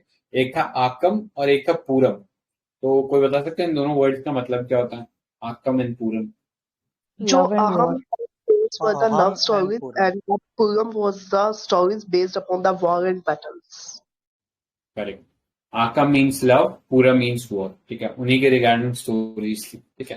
तो जैसा बताया कि फर्स्ट से तो कुछ अवेलेबल नहीं था संगम मीटिंग से, सेकंड मीटिंग से तो सिर्फ टोल का पीएम जो था वो अवेलेबल था, एंड फिर थर्ड से काफी सारा लिटरेचर जो है हमारे पास अवेलेबल है। तो कुछ एक बुक्स हैं जिनके बारे में डिस्कस कर लेते हैं।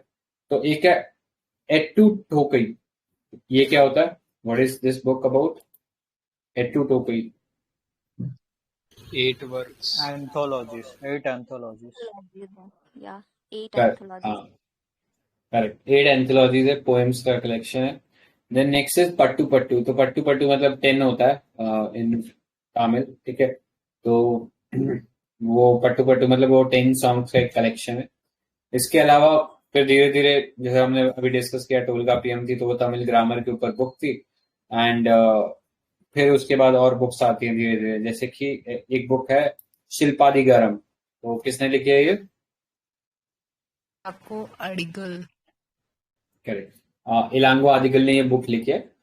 ये बुक का थीम क्या था? तो जैसे एक जनरल थीम देख लेना कि इसमें एक आदमी होता है कोवलम करके, आई थिंक शायद नोबल होता है वो, एंड उसको अपनी वाइफ से ज्यादा एक शायद डांसर से थोड़ा सा अफेयर हो जाता है, ठीक है.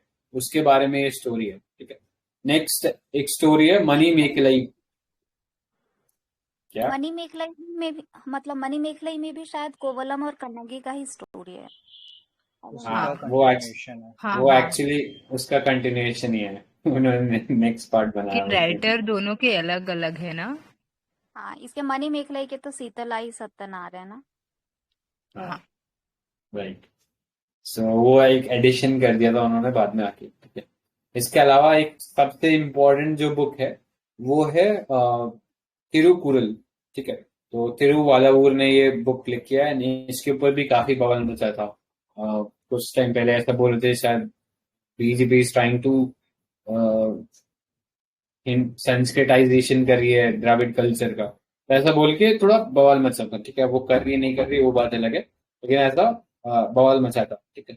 तो उस सेंस में थोड़ा सा आई गेस इम्पोर्टेंट हो सकता है, पता होना चाहिए तिरुवल्लुवर के बारे में. उनके बुक जो थी तिरुकुरल, और उसकी थीम क्या थी? तो थीम काफी ब्रॉड थीम थी. उसके अंदर एथिक्स भी थी, फिलोसॉफी भी थी, पॉलिटी भी थी, लव भी था. एंड मतलब वो कहते हैं ना, जैसे साउथ इंडियन मूवी होती है कि सारा मसाला होता है उसके अंदर, तो सब कुछ था उसके अंदर, ठीक है. And that's why it is considered as the fifth Veda of Tamil literature, ठीक है. तो ये थोड़ा कंटेंशियस है जगह जगह. किसी को जैसे तेवरम को कभी बोलते हैं फिफ्थ वेदा, तो उतना वो उस पर लड़ाई नहीं करनी है. ये मान लो कि यहाँ पे बोल रहा है, आगे कॉल ले लेना, ठीक है. सो यही था इसके अंदर प्रॉब्लम, ठीक है. कुछ और ऐड करना है क्या किसी को? एक जीवक चिंतामणि भी थी. जीवक चिंतामणि, ये नहीं पढ़ा, क्या था? बुक थी, इसको महाकाव्य बोलते हैं. तिरुक का देयर करके थे जिनकी राइटिंग थी ये जैन रिलीजन, जैनों से रिलेटेड थी बुक जो भी थी. आप अपर्णा इसको प्लीज ग्रुप में डाल देना, डिस्कशन वाला ग्रुप जो है ना. सो यही था ब्रॉडली इसके बारे में. इसके अलावा कुछ और लिटरेचर भी इस पीरियड में लिखे गए थे, लाइक दीपा वंसा, महावंसा.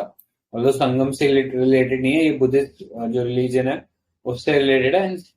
श्रीलंका में लिखे गए थे, ठीक है, दीपा वंसा, महावंसा, ठीक है. तो ये याद रखना, कंटेम्प्रेरीज थे. तो ये मोर और लेस यही था.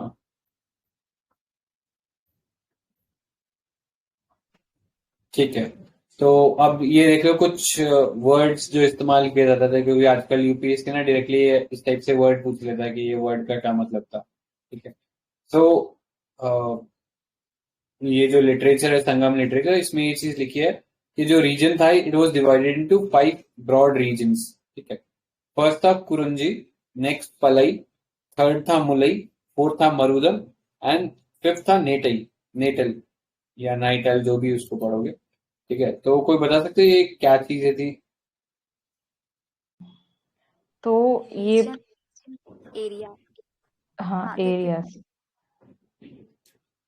हाँ, ये तो याद रखने का टेक्निक बताती हूँ. तो हमने नील कुरिंजी सुना है ना. नील कुरिंजी यस, कहाँ पे मिलता नीलगिरी. है? गिरीज. हाँ, तो मतलब गिरी और कुरिंजीज हिली ट्रैक्ट्स, ठीक है ना. हम्म, हाँ, Mullai means pastoral. Mullai means thorns. और थॉनी उसको पास्टोरल कहते हैं। और ये नीडल और नीडल दिस इज कोस्टल, मतलब एन से नीर याद रखना, मतलब कोस्टल, ठीक है। एंड मरुदम और मार्शी वेटलैंड को या एग्रीकल्चर को, मतलब ये लोग पैडी ही करते थे ना, तो मरुदम से मार्शी याद रखना। तो मार्शी एरियाज को या फिर वेटलैंड्स को, एग्रीकल्चर को ये मरुदम कहते थे। फिर पालई इज डेजर्ट, इसका कोई ये नहीं है, बस बाकी सबका ये तो meaning। बच गया तो हाँ, मतलब ज्योग्राफिक जोन देख सकते हो इंडिया की, तो जो बच गया वो डेजर्ट है, ठीक है। तो कुरिंजी हिल ट्रैक्स हो गया। पुलई नहीं याद रख सकते तो उसको ऐसे याद रखना मलाई, ठीक है। मलाई किससे मिलती है, तो वो गाय और भैंसों से मिलती है। तो पेस्टोरल कम्युनिटीज होंगी जो वहां पे रहेंगी, ठीक है। तो मुलई को ऐसे याद रख सकते हो। मरुदम, मरुदम जैसा दीप्ति ने बताया मार्सी एरिया हो गया, मार्सी में हम क्या उगाते हैं, तो वहां पे राइस का culture as a staple food है, तो वो मरुदम वहां पे चलता था। नेक्स्ट नेदल, नीर से याद रख सकते हो। नीर हम लोग पानी के लिए हिंदी में वर्ड यूज करते हैं, तो नेदल इज कोस्टल। एंड जो बच गया फिर वो पलई, वो डेजर्ट था, ठीक है। सो इतना ही था इसके अंदर। सो हाँ इसी उसके को कॉरस्पॉन्डिंग, हाँ बोलिए। इसी क्रिएटिव भी याद कर सकते हैं। जैसे मारुदम वो पैडी से पता चल गया कि एग्रीकल्चर है, तो एग्रीकल्चर के लिए इरिगेशन चाहिए होता है, तो इंदिरा गॉड बारिश के लिए। उसी तरह मुल्लई विष्णु को हम कृष्णा के साथ जोड़ते हैं। कृष्णा को दूध, ये दूध वाली चीजें बहुत पसंद, मक्खन वगैरह, तो उससे वो विष्णु है। राइट। तो वैसे लिंकेजेस, हाँ, इसे एक और लिंक करूंगी फिर। मुरुगन सच में वॉर गॉड है, तो वॉर ऐसे ये हिली ट्रैक्स में गेरिल्ला वॉरफेयर होती है ना, तो मुरुगन वॉर गॉड है। Needle Varuna that is water. हाँ, ये कोरवई कौन है मुझे भी नहीं पता, ठीक। ठीक है। तो ऐसा करके याद रख सकते हो, ठीक है। नेक्स्ट पे चलते हैं। तो यही था ब्रॉडली संगम के बारे में, इससे ज्यादा डिटेल में आई डोंट थिंक जरूरत है जाने की। तो नेक्स्ट पार्ट पे चलते हैं।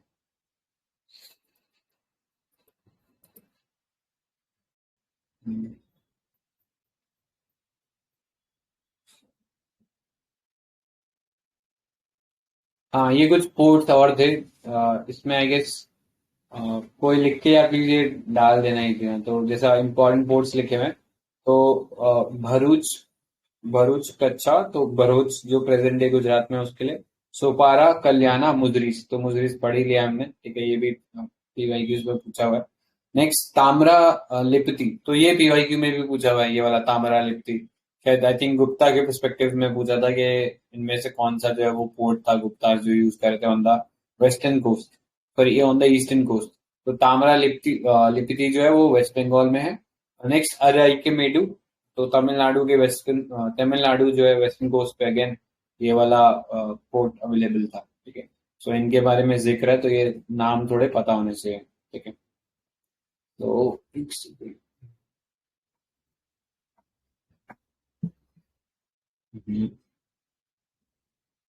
मैं इसका एक स्क्रीनशॉट ही डाल दूंगा ग्रुप पर, ठीक है, तो देख लेना।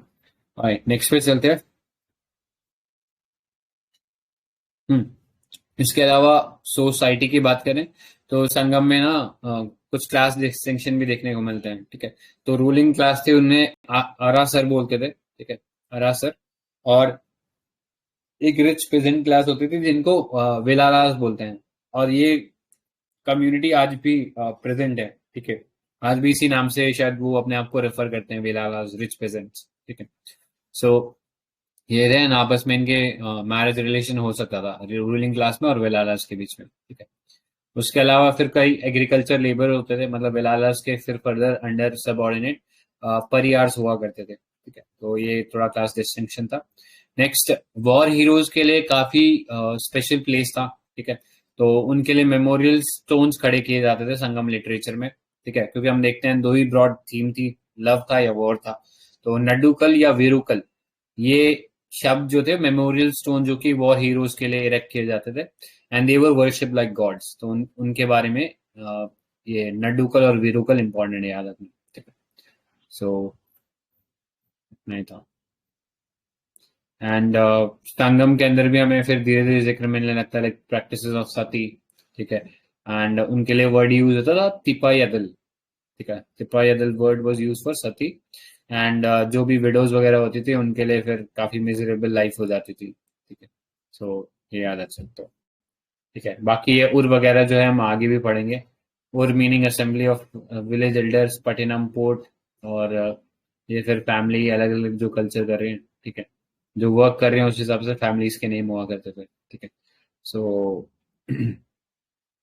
इतना वो देख में जाने की जरूरत नहीं है, आगे आएंगे, ठीक है, ये सब वर्ड्स। ऑलराइट, सो नेक्स्ट पे चलते हैं। सो जो कम्युनिटी थी ऑफ मर्चेंट्स, उसके लिए भी एक शब्द यूज होता है कॉल्ड श्रेष्ठी, ठीक है। सो यूपीएससी ने ऐसा क्वेश्चन पूछा हुआ है, बट ऑप्शन शायद उसमें कुछ डिफरेंट है, वो शायद आगे देखेंगे हम लोग। तो श्रेणीज और गिल्ड के लिए वर्ड इस्तेमाल होता था श्रेष्ठी भी, तो ये याद रखना।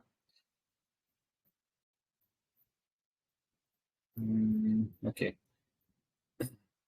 सो ये देख लो 2016 में एक क्वेश्चन पूछा था, आई गेस ये हमने डिस्कस कर ही लिया स्टार्टिंग में, कि सुंगा डायनेस्टी के जो सन थे, फाउंडर के जो सन थे, उनके बारे में किताब लिखी गई है, तो उस किताब का नाम बताना था। तो आंसर इसका मालविका अग्निमित्रा था, ठीक है। तो इतना सिंपल सवाल पूछा था, अगर ये पढ़ रखा होता तो इजीली हो जाता, ठीक है।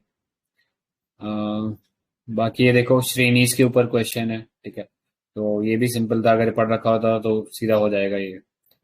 बाकी बेसिक क्वेश्चन थे पुराने टाइम में, तो उनको रेफर नहीं करेंगे। ऑलराइट, नेक्स्ट चैप्टर पे चलते हैं। So next chapter was Guptas and Vakatakas, ठीक है।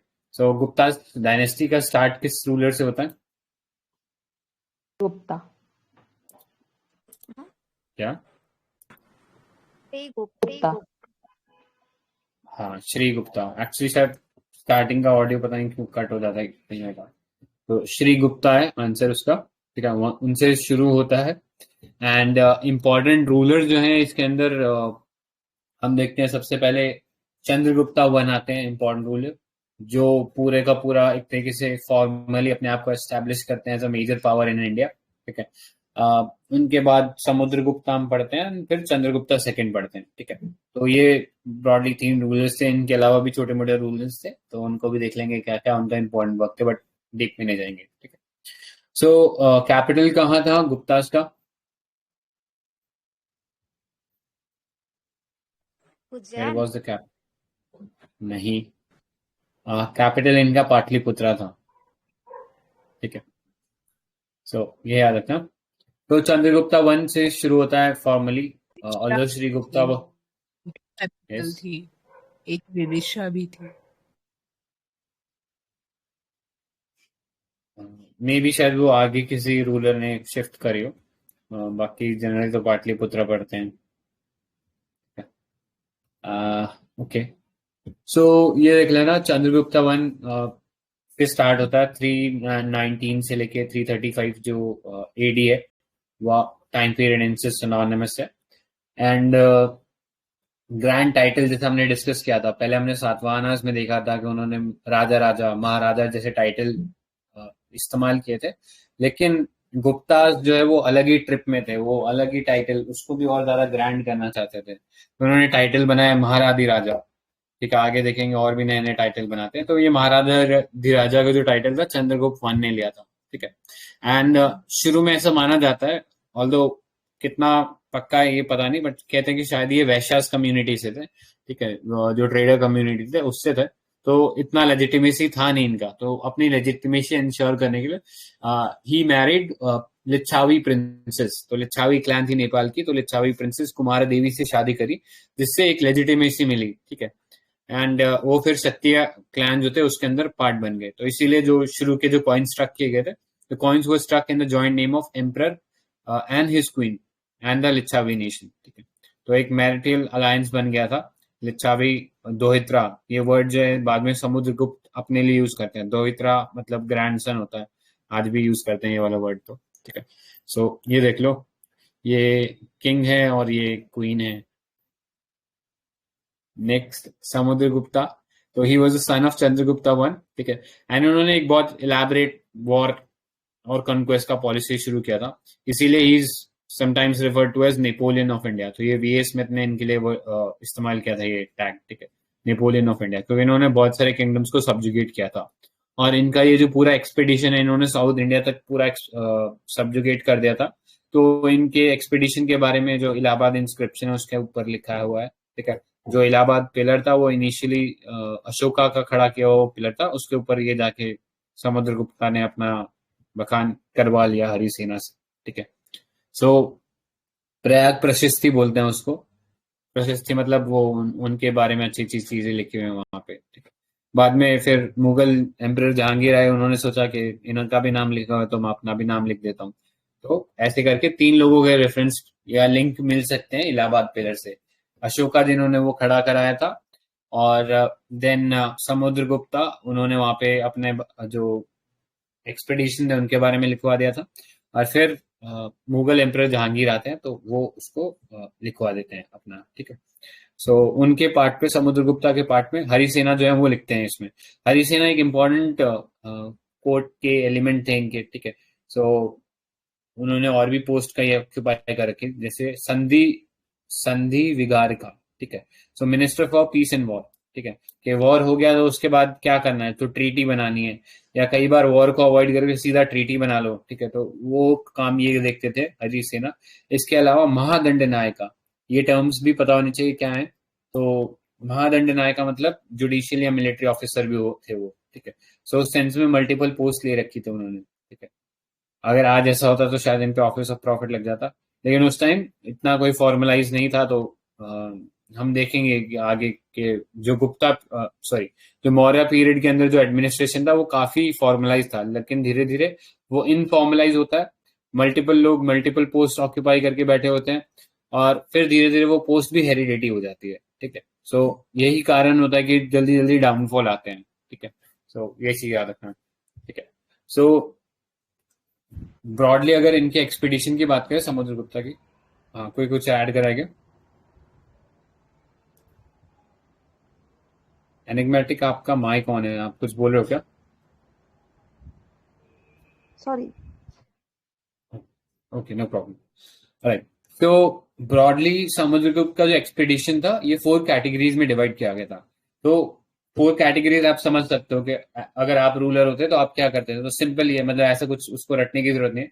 अगर लेट्स से आप रूलर होते तो सबसे पहले आप अपने जो सराउंडिंग में है उन किंगडम्स को खत्म करते, ठीक है। आप किंगडम्स को खत्म करते क्योंकि प्रॉब्ली अगर आपको सबसे ज्यादा खतरा है तो आपके सबसे पास वाले नेबर से खतरा है, ठीक है।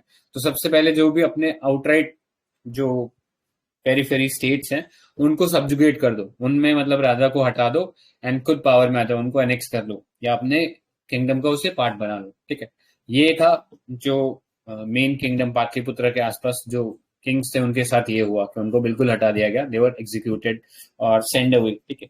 नेक्स्ट, फ्रंटियर्स पे जो किंग थे, फ्रंटियर्स मतलब लेट्स से अगर मेरा किंगडम पाटलिपुत्र है एंड मैं चाहता हूँ बफर स्टेट बने, तो बफर स्टेट बने तो मैं चाहता हूँ कि अफगानिस्तान में अगर जो प्रेजेंट डे किंग है उसको मैं सब्जुगेट कर लूँ, ठीक है। लेकिन मैं उसको हटाऊंगी, अगर मैं उसको हटा दूंगा तो फिर वहां पे इंस्टेबिलिटी आ जाएगी, ठीक है।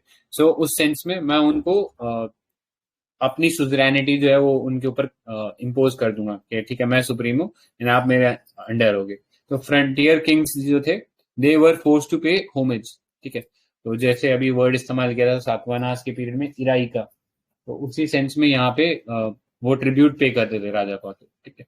Next, rulers defeated but were reinstated as tributaries, ठीक है। उनको छोटे मोटे किंग्स को वापस से इंस्टेट कर देते थे और उनके पार्ट पे वो रूल करते थे, ठीक है।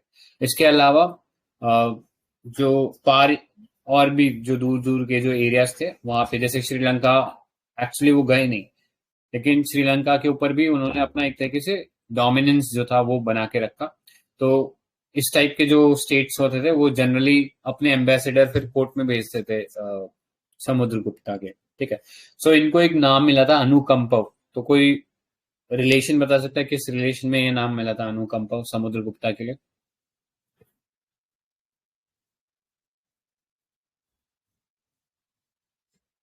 ठीक है।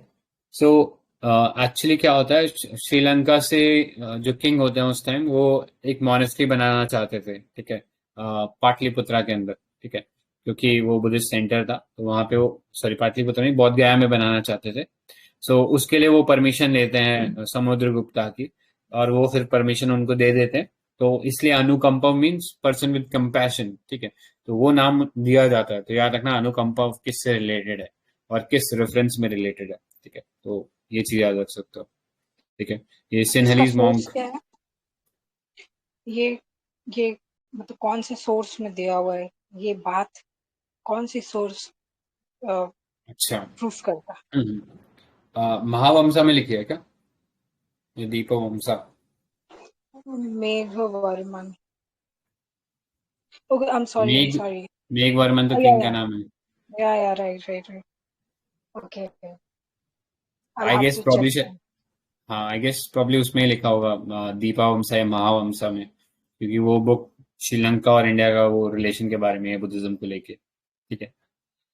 इसके अलावा अश्वमेधा यज्ञ जो था वो इन्होंने करा था। अश्वमेधा मतलब वो हॉर्स को छोड़ देते थे, वो पूरा का पूरा एरिया नाप के आता था, एंड वो एरिया फिर किंग की टेरिटरी में आ जाता था, ठीक है। उसके बाद में उस हॉर्स का सेक्रीफाइस कर दिया जाता था, ठीक है। सो ये अनुकंपा जो है ये एक्चुअली ये नाम दिया गया था फुल ऑफ कंपैशन। एंड इसका सोर्स अभी जैसे पूछ रहे थे ना, तो इसका सोर्स ह्यून सांग भी डिस्कस करते हैं, क्योंकि ये जो मोनेस्ट्री थी इसको ह्यून सांग विजिट करते हैं, तो शायद वहां पे भी ये बताते हैं कि हाँ अपने वर्क के अंदर के ऐसा ऐसा ये जो समुद्रगुप्त थे उन्होंने ये बनवाई थी, मतलब उन्होंने परमिशन दी थी इसको बनाने की, ठीक है।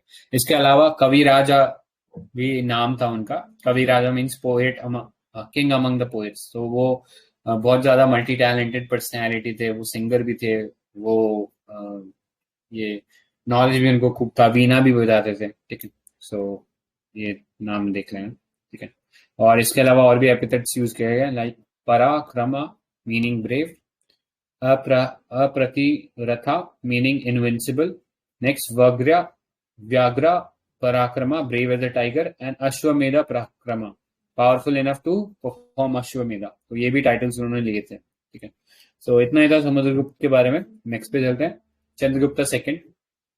सो चंद्रगुप्ता सेकंड जो थे कह सकते हैं कि जो पीक था गुप्ता पीरियड का, वो इनके अंडर आया था, ठीक है। तो चंद्रगुप्ता सेकंड ने he also adopted title like Chandragupta Vikramaditya. तो अभी हमने डिस्कस किया था स्टार्टिंग में विक्रम संवत कैलेंडर के रिगार्ड्स में कि विक्रमादित्य जो थे वो उज्जैनी के किंग थे जिन्होंने साकाश को हराया था। तो एक मिथिकल हीरो बन गए थे विक्रमादित्य, ठीक है। तो आगे बहुत सारे रूलर जो आएंगे, वो छोटे मोटे रूलर्स भी जो थे वो फिर थोड़ा सा अपने को ग्रैंड बनाने के लिए विक्रमादित्य टाइटल अपना लेते थे। तो इन्होंने भी टाइटल अपनाया था, लेकिन इन्होंने बहुत सारे कॉन्क्वेस्ट किए थे। एक सबसे इम्पोर्टेंट जो कॉन्क्वेस्ट था इनका, एक तो इन्होंने जो साकाज थे उनको कंप्लीटली वाइप आउट कर दिया था, ठीक है। जो वेस्टर्न साकाज हम पढ़ रहे थे ना गुजरात और मालवा रीजन में, उनको कंप्लीटली वाइप आउट कर दिया था। तो इस सेंस में इन्होंने ये विक्रमादित्य वाला जो टाइटल था ये अपनाया था। एंड इसके अलावा इनकी एक डॉटर थी, ठीक है, प्रभावती गुप्ता। तो उनको इन्होंने वाकाटाका जो डायनेस्टी के जो प्रिंस थे उनके साथ शादी करवा दिया था। बाद में रुद्रसेना की तुरंत ही डेथ हो जाती है, तो वर्चुअली वाकाटाका का जो किंगडम होते हैं वो चंद्रगुप्त सेकंड जो है वही चला रहे होते हैं, ठीक है। तो उस सेंस में इन्फ्लुएंस काफी स्ट्रांग था इनका। शाकास को वाइप आउट कर दिया है ना, तो अ, इस वजह से इनका एक और टाइटल है, क्या है वो?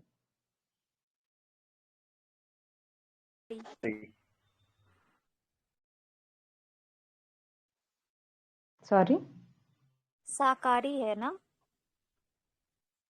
Correct.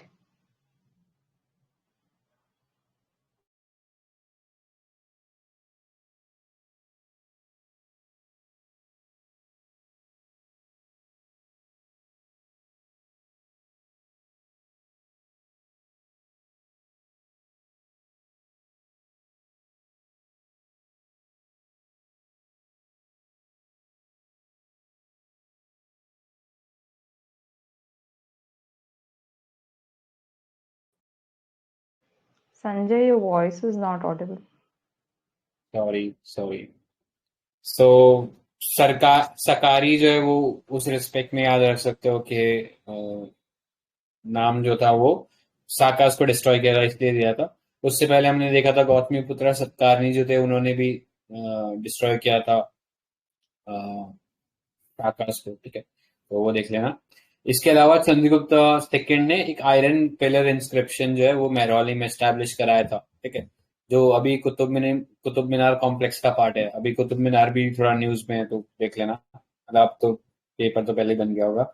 Anyways, Qutub Minar complex है, उसमें क्या क्या और है चीजें हिस्टोरिकल इंपॉर्टेंस की, वो बता सकते हैं क्या? अल्लाही दरवाजा। करेक्ट, अलाई दरवाजा किसने बनाया था? अलाई दरवाजा अलाउद्दीन खिलजी। करेक्ट।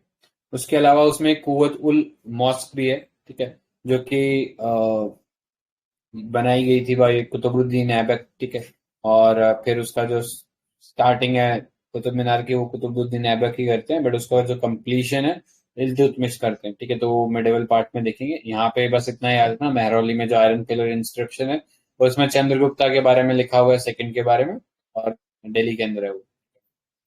सो ये था, ये देख लो, ये रहा। इसके अलावा सिल्वर कॉइन्स इन्होंने इशू किए थे, and he issued those coins with the name Chandra, and he also issued gold coins called दिनार, ठीक है, तो याद रखना, ये गोल्ड कॉइन्स है। तो चाइनीज ट्रैवलर फाहियान जो थे इनके टाइम पीरियड के अंदर आए थे, लेकिन ये याद रखना फाहियान और ये चंद्रगुप्ता सेकंड के बारे में एक्सक्लूसिवली फाहियान ने कुछ नहीं लिखा है, बस हमें उनके वर्क से ये पता लगता है कि he was contemporary of Chandragupta second. बाकी उन्होंने एज सच कहीं पे भी कोई डायरेक्ट रेफरेंस नहीं लिखा है, कोई डायरेक्ट मीटिंग की बात नहीं की है। अनलाइक जो इनके बाद आते हैं ना ह्यूनसांग, उन्होंने तो बहुत ब्रॉडली लिखा है कि उनका पूरा कॉन्टैक्ट था हर्षवर्धना के साथ, ठीक है, तो वैसा कुछ फाहियान के केस में नहीं हुआ था, ठीक है। इसके अलावा उदयगिरी केव क्या? हाँ, फहियान जो थे उनको पॉलिटिकल अफेयर में कोई इंटरेस्ट नहीं था। वो सारी चीजें जो भी उन्होंने रिकॉर्ड की है वो बुद्धिज्म के एंगल से की है, इसलिए।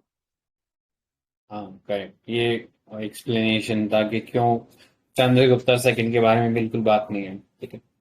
तो उदयगिरी केव इंस्क्रिप्शन है वो रेफर करते हैं दिग्विजय के बारे में, मतलब चंद्रगुप्त सेकंड के जो एक्सपीडिशंस थे उनके बारे में बात करते हैं, ठीक है। तो उदयगिरी कंफ्यूज नहीं होना, ये विदिशा वाला एमपी वाला उदयगिरी की बात हो रही है, ठीक है। वो उदयगिरी खंडगिरी वाला है, वो हातिम गुम्फा इंस्क्रिप्शन है, वो खारवेला से रिलेटेड है, तो ये देख लेना।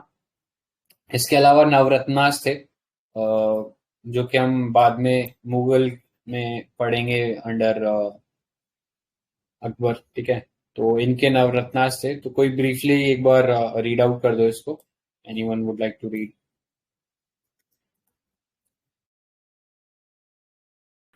कालिदास थे, तो कालिदास। अर्पणा आप पढ़ो।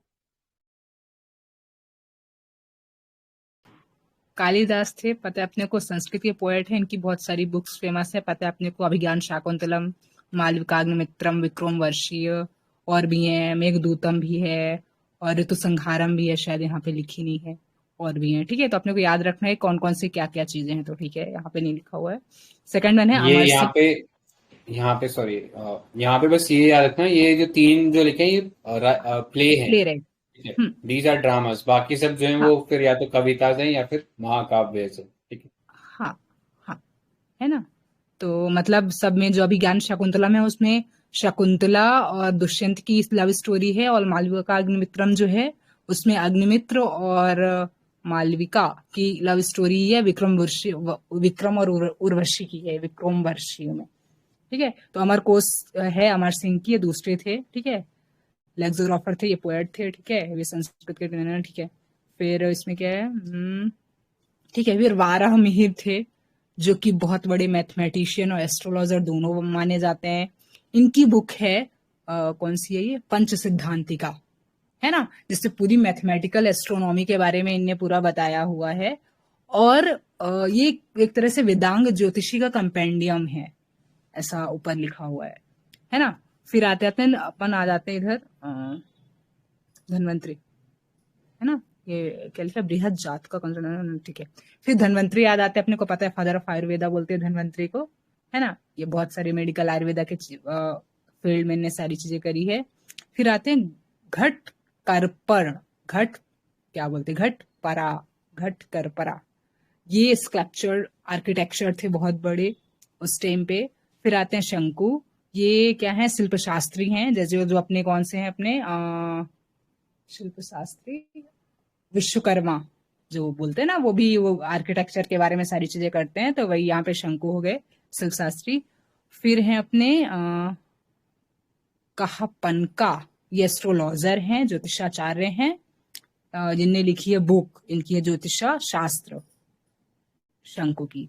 फिर आ जाते हैं अपन वारारुचि हैं, जो कि संस्कृत स्कॉलर हैं और ग्रामेरियन हैं ये, और प्रकृति परीक्षा इनकी क्या है, फर्स्ट ग्रामर है प्रकृति लैंग्वेज की, प्रकृति परीक्षा, जो कि वारारुचि ने लिखी है।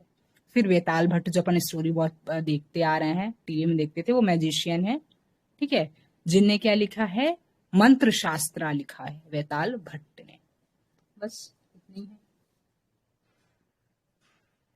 अच्छा, झपड़ा पढ़े थे अपन ने वो, तो देख लेना, ये 9 रत्न थे, तो पता होना चाहिए इनके बारे में। डायरेक्ट क्वेश्चन आ सकता है कि ये किससे एसोसिएटेड थे, ऐसा करके, ठीक है।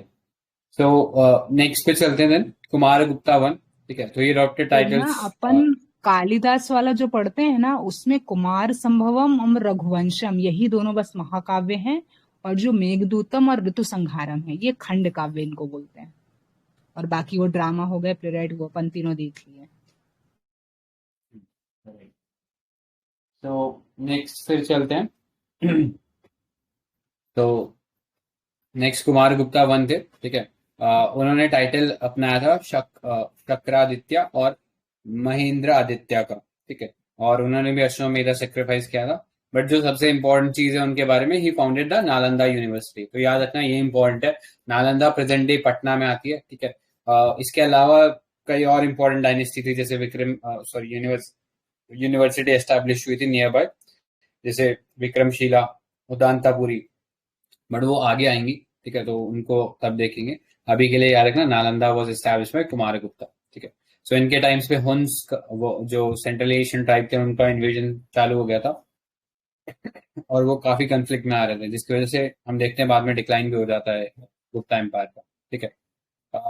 सो ये बिलसाद इंस्क्रिप्शन है, इसके अंदर जिक्र मिलता है इनके रूल के बारे में, ठीक है। तो नेक्स्ट देखो, स्कंद गुप्ता।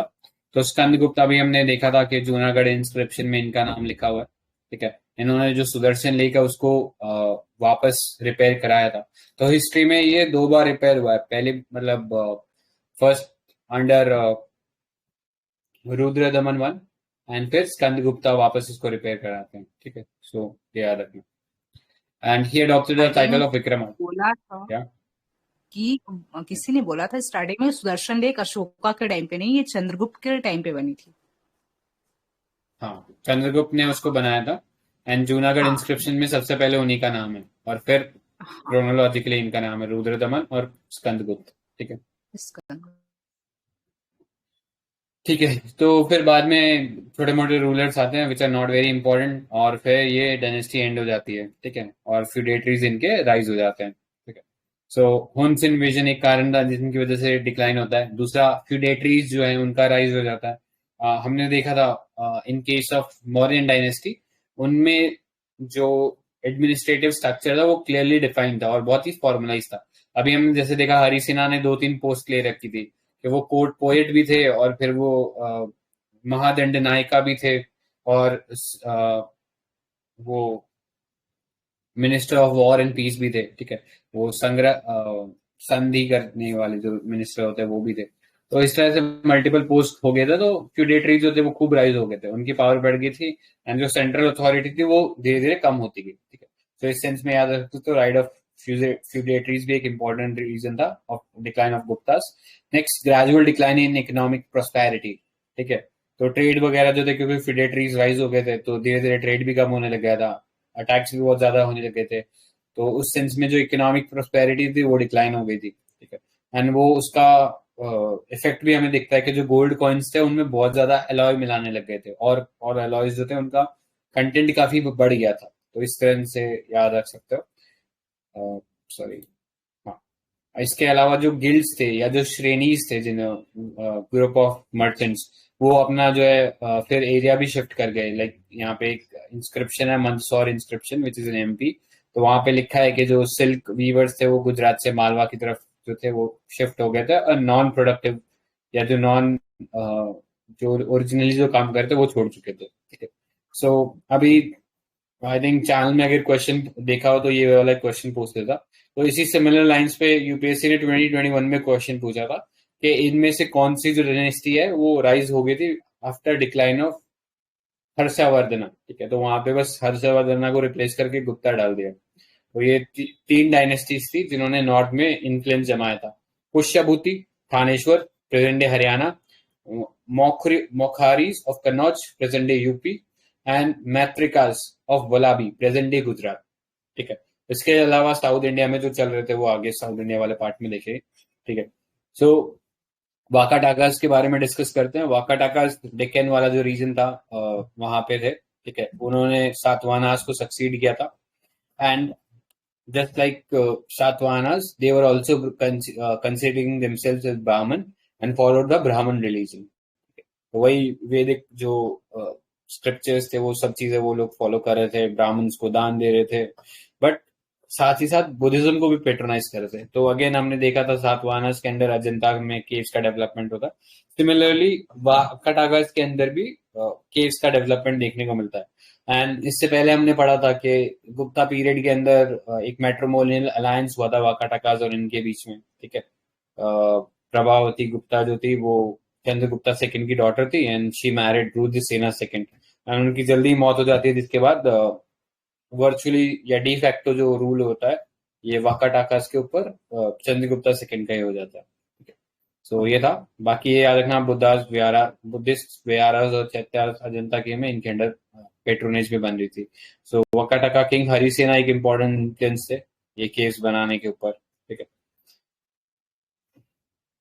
ठीक है। तो ब्रॉडली इतना ही था, बाकी किंग्स वगैरह को डिस्कस करने की कोई जरूरत है नहीं इसके अंदर। सो नेक्स्ट एडमिनिस्ट्रेशन वगैरह देख लेते हैं क्योंकि वो इम्पोर्टेंट है। तो गुप्ताज या वाका टाकास के एडमिनिस्ट्रेशन की बात करें तो किंग जो थे वो सेंट्रल रूल में थे, जस्ट लाइक मौर्य में भी किंग सेंट्रल रूल में थे। लेकिन डिफरेंस कहाँ आ जाता है, डिफरेंस आ जाता है बाकी एडमिनिस्ट्रेशन में। तो यहाँ पे टाइटल जो थे किंग्स के बहुत ग्रैंड हो गए थे। जैसे they started adopting pompous title like परमेश्वरा, महाराजाधिराजा, परम भ्रत्रका, परम देवता। ठीक है। इस टाइप के बहुत ग्रैंड टाइटल्स लगाने लग गए थे। ठीक है। सो इसके अलावा हम लोग देखते हैं कि इलाहाबाद जो प्रशस्ति थी उसमें समुद्रगुप्ता को डिस्क्राइब करते हैं एज गॉड ड्वेलिंग ऑनर, मतलब भगवान का ही एक अंश है जो कि धरती पे आए हुए हैं। ठीक है। और उनको इक्वल कर दिया कुबेर, वरुण, इंद्र, इन सब से। ठीक है। सो ये चीज था। फिर फर्दर हमने देखा मॉडर्न के अंदर एज सच फ्यूडलिज्म का कोई कॉन्सेप्ट नहीं था। सारे जो ऑफिसर्स थे उनको बारी बारी अपॉइंट किया जाता था, बारी बारी ट्रांसफर भी किया जाता था। लेकिन धीरे धीरे ये सिस्टम जो है फ्यूडल सिस्टम की ओर जाने लगा। लोकल किंग्स और जो स्मॉल चीफ्स थे उनका जो इन्फ्लुएंस है वो बढ़ गया। जो पोस्ट थी पहले हेरिडिटी हो गई और फिर वो लोकल रूलर्स बन गए वहां के। ठीक है। तो उस सेंस में स्टैंडिंग आर्मी का जो आइडिया था वो भी खत्म होने लगा। किंग को मोस्टली जो आर्मी मिलती थी वॉर वगैरह के लिए वो ये फ्यूडेटरीज ही प्रोवाइड करते थे। ठीक है। सो इनको भी फिर छोटे मोटे टाइटल्स मिल गए लाइक राजा, महाराजा। ठीक है। जो फ्यूडेटरीज थे, तो उस सेंस में फ्यूडलिज्म राइज हो गया था। ठीक है। नेक्स्ट एक जो सेरेमनी होती थी या एक जो ट्रेडिशन चलता था प्रोमिक नेचर का, कि जैसे ही किंग एब्डिकेट करेंगे अपना थ्रोन, ठीक है, मतलब वो अपने थ्रोन से हटेंगे, चाहे वो मर के हटें या खुद ही छोड़ दें, तो उनके बाद उनका जो एल्डेस्ट सन होगा वो आएगा। लेकिन ऐसा कोई हेरिडिटी फिक्स नहीं थी, जिसके कारण कई बार कॉन्फ्लिक्ट जो है वो देखने को मिलता है। ठीक है। एंड गुप्ता पीरियड में जो ब्यूरोक्रेटिक सिस्टम था जो कि हम अर्थशास्त्र में पढ़ते हैं, जो मौर्यंस यूज कर रहे थे, वो भी डिक्लाइन पे होता है। ठीक है। सो ये था। ऑलराइट। सो बाकी हमने वो हरिसेना के कंटेक्स्ट में देखा ही था कि वो मल्टीपल पोस्ट ऑक्यूपाई करके बैठे थे। महादंड न्याय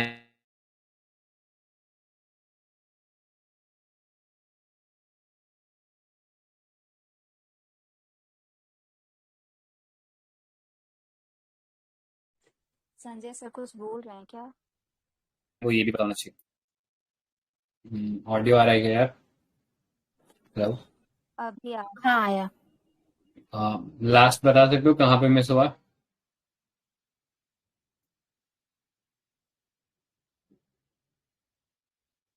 आई गेस यहाँ तक तो वो डिस्कस हो गया था ना कि फ्यूडलिज्म आ गया था। यस। Okay thanks. अब तो फ्यूडलिज्म आ गया था, लोकल रूलर्स थे वो, मतलब जो पोस्ट पहले सिंपली पोस्ट हुआ करती थी वो धीरे धीरे हेरिडिटी बन गई, ठीक है।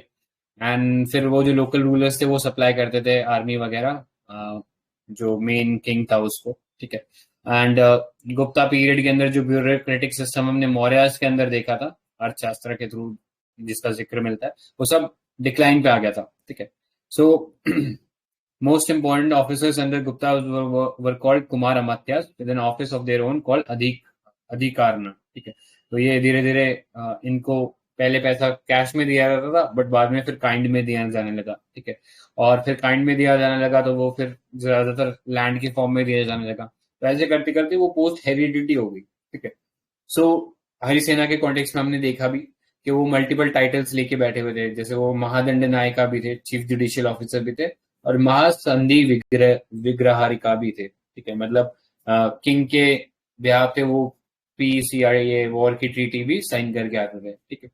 सो इस सेंस में जो ब्यूरोक्रेटिक स्ट्रक्चर था वो गुप्ता पीरियड वाला वो डिक्लाइन हो रहा था, ठीक है।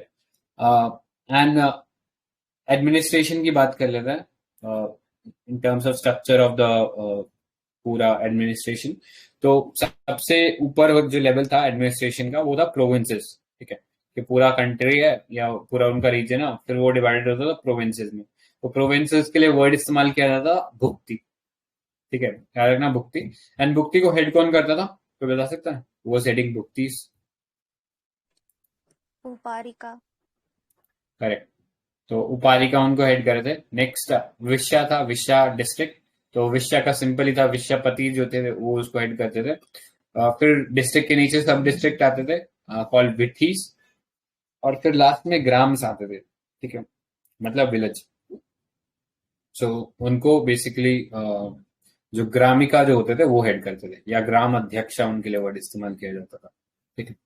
So the village position of village had been standard during the Gupta times, ठीक है, क्योंकि कोई land transaction could not be effected without this consent, ठीक है। तो ये सिमिलर सिस्टम मोर और लेस संजय वाकाटा में। यस। हाँ, यहाँ पे जो प्रोविंसेस उनका डिवीजन था ना, जैसे भुक्तीस फिर विश्यास, तो यहाँ विथीस जो है ना उसे नगर श्रेष्ठीज भी कहा जाता है। तो अगर वो आ जाए तो ये कंफ्यूज मत होना कि इस टाइम में नहीं था। विथीस के लिए नगर श्रेष्ठीज भी यूज होता है, बस यही। नीचे फिर ग्रामाग्रमिका, ठीक है।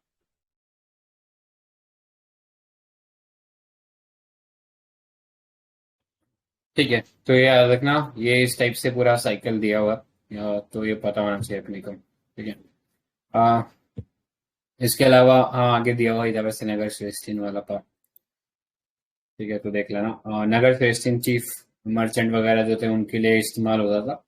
And judicial system, although administrative structure जो था उतना इलेबोरेट नहीं रहा जितना मॉडर्न के टाइम था, लेकिन जो जुडिशियल सिस्टम था वो काफी ज्यादा पावरफुल हो गया था, या बहुत ज्यादा हम कह सकते हैं कॉम्प्लेक्स हो गया था, क्योंकि सिविल क्रिमिनल लॉज को क्लियरली डिमार्केट कर दिया गया था।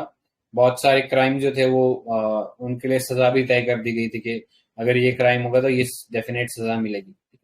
लेकिन इसके अलावा कोई सोशल लेवल जो थे वो भी आ गए थे, ठीक है। सो वो सोशल लेवल जैसे कि सती हो गया, ठीक है। तो सती का हमें जिक्र देखने को मिलता है in the works of Fahien के टाइम पे देखने को मिलता है। वो बताते हैं कि सती वगैरह जो थी प्रैक्टिस हो रही थी। एंड इसके अलावा चंडाला जो थे वो सिटी के बाहर रहते थे, ठीक है। तो उसके बारे में भी लिखा हुआ है। विष्टि एक वर्ड है, ठीक है, आई थिंक शायद PYQs में पूछा हुआ विष्टि, तो फोर्स लेबर के लिए इस्तेमाल होता है। तो ये टाइप की जो सोशल लेवल्स थे वो भी काफी ज्यादा प्रेवलेंट हो गए थे, ठीक है। तो इसके अलावा डायरेक्टली कई बार ये पूछ लेता है कि ये टर्म क्या थी, जैसे आई थिंक मुगल्स के कंटेक्स्ट में या दिल्ली सल्तनत के कंटेक्स्ट में शायद पूछा था अमील्स क्या करते थे, अमील, ठीक है, तो अमील वो रेवेन्यू ऑफिसर्स के लिए वो वर्ड यूज होता था। तो सिमिलरली हो सकता है यहाँ पे पूछ ले। तो ये कुछ ऑफिसर्स के देख लेते हैं। वैसे तो ये ऑलमोस्ट हिंदी में ही है, तो इतना इनको फिगर आउट करने में दिक्कत नहीं होगा, बट फिर भी देख लेते हैं। तो फर्स्ट था महाप्रतिहारा, तो चीफ ऑफ पैलेस गार्ड, ठीक है। नेक्स्ट प्रतिहारा, तो one who regulated ceremonies and granted necessary permits for admission to royal prisons. Next Khadyapatika, तो खाद्यता मतलब खाद्य मतलब खाने का चीज हो गया, ठीक है।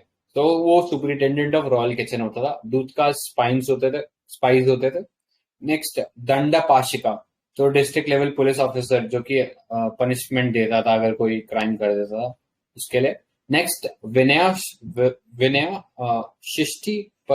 शिष्टि पक्का, ठीक है। तो विनय हम पढ़ते हैं अच्छा मॉरल एटीट्यूड, जो हम विनय पिटक भी पढ़ते हैं, तो उसमें बेसिकली मॉरल कंडक्ट की बात होती है। तो ये मॉरल और डिसिप्लिन को मेंटेन करने वाला ऑफिसर होता था।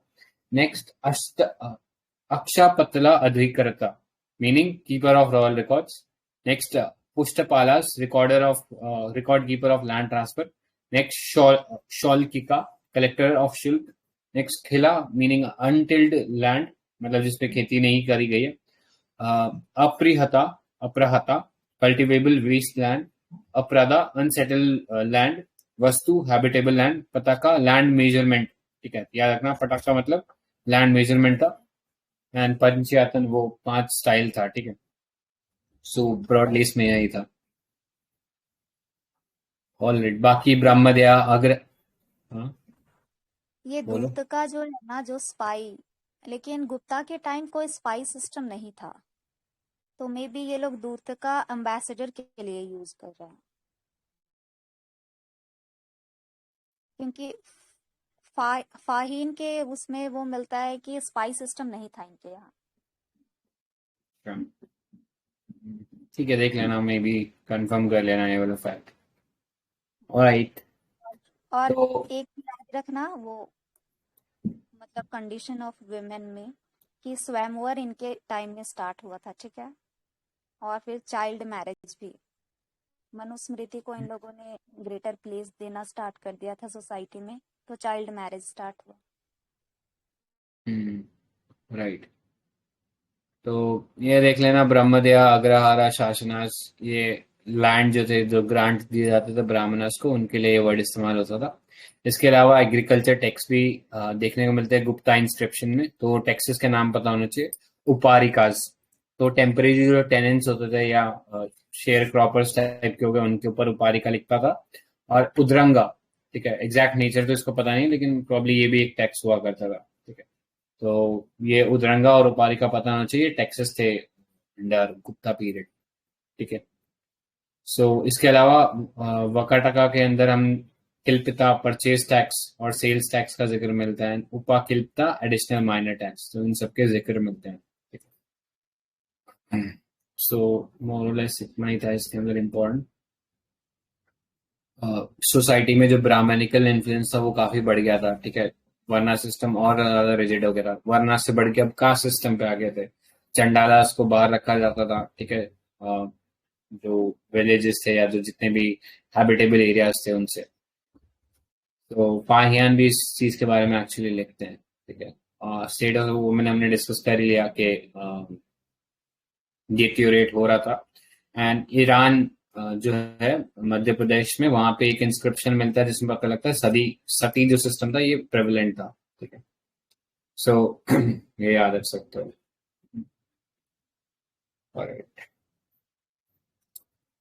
सो इतना ही था। किसी को कुछ ऐड करना है क्या इसमें?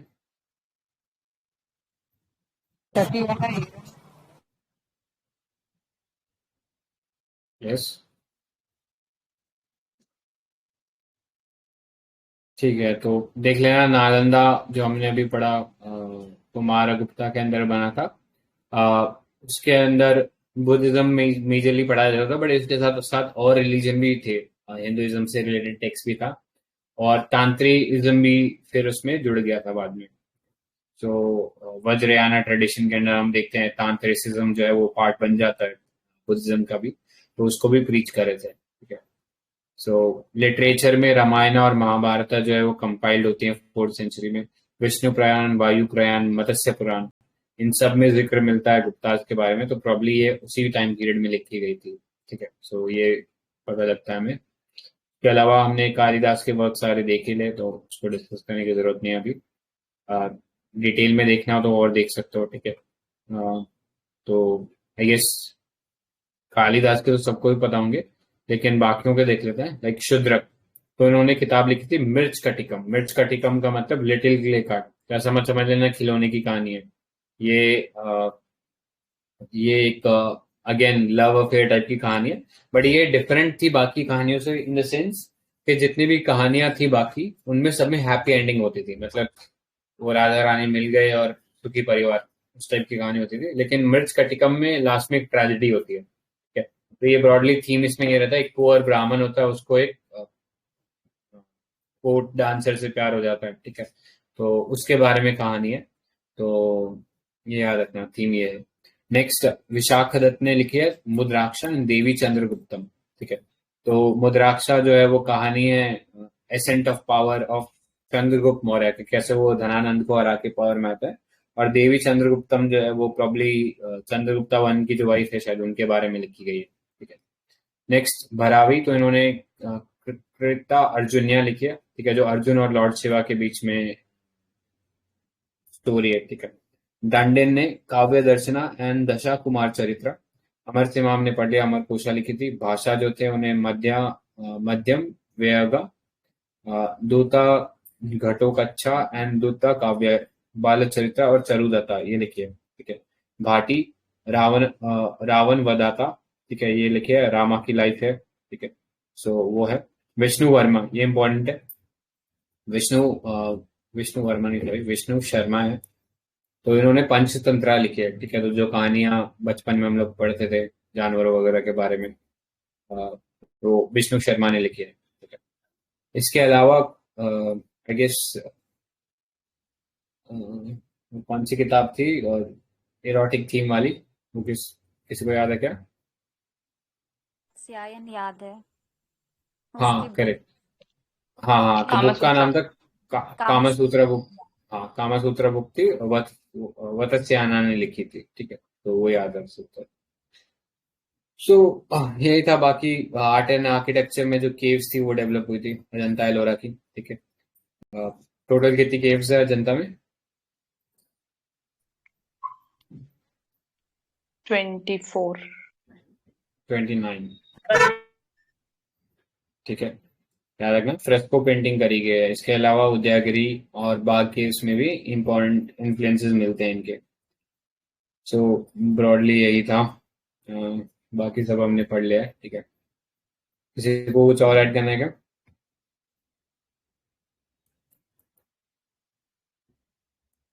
ठीक है, तो ये कुछ प्री वाईक्यूज देख लो, एंड आज इसी के साथ एंड करते हैं। कल प्रॉब्ली एक सेशन लेके बाकी जो रिमेनिंग पार्ट रह गया था आज के दिन का उसको कवर करने की कोशिश करेंगे, क्योंकि ये थोड़ा सा थीम गुप्ता पीरियड का काफी इंपॉर्टेंट है। यूपीएससी में डायरेक्टली गुप्ता थीम काफी प्रोमिनेंटली पूछा जा रहा है। इफ नॉट डायरेक्टली तो एटलीस्ट इनडायरेक्टली आप कई क्वेश्चंस को एलिमिनेट कर सकते हो अगर आपने गुप्ता अच्छे से पढ़ रखा है तो, ठीक है। तो इसलिए थोड़ा गुप्ता पे थोड़ा ध्यान देना जरूरी है, because it acts as a linkage between medieval and जो एंशिएंट था उसके बीच में भी, ठीक है। सो ये क्वेश्चन देखो, with reference to art and archaeological history of India which one of the following was made earliest? Lingaraja at Bhubaneswar, rock cut temple at Dhauli, rock cut monument in Mahabalipuram and Varaha image at Udayagiri. क्या mark करना चाहिए था? Bombay. Hmm, ये I guess be Bombay. Dhauli लग रहा है, rock cut elephant. One का भी है, करेक्ट है। धौली एलिफेंट जो वो वाला था, रॉक कट एलिफेंट, वो सबसे पहले बना था, ठीक है। बाकी महाबलीपुरम और इनको तो एलिमिनेट कर सकते हो। लिंगराजा टेम्पल ये काफी लेट बने थे, ठीक है। गंगा डायनेस्टी के अंडर। महाबलीपुरम जो था ये चोला डायनेस्टी जो आती है उनके अंडर बनता है, ठीक है। Varaha image at Udayagiri again Gupta period में बनता है, ठीक है। तो इन दोनों के बीच में फर्स्ट आई। सो नेक्स्ट पे चलते हैं। तो ये क्वेश्चन काफी बड़ा है, सिंपल देख लो। पंचयात्न स्टाइल तो अभी डिस्कस किया था, उत्तर उससे रिलेटेड है। ठीक है, श्रेणी इस पे क्वेश्चन है ये। ठीक है, तो जनरल क्वेश्चन है ये, मोस्टली हमने देख ही रखे हैं तो इतना इम्पोर्टेंट नहीं है। एक ये देख लो, 2010 का क्वेश्चन है। There are only 2 known examples of cave painting of Gupta period. One of this painting is Ajanta. Where is the other surviving example of Gupta paintings? क्या मार्क करोगे?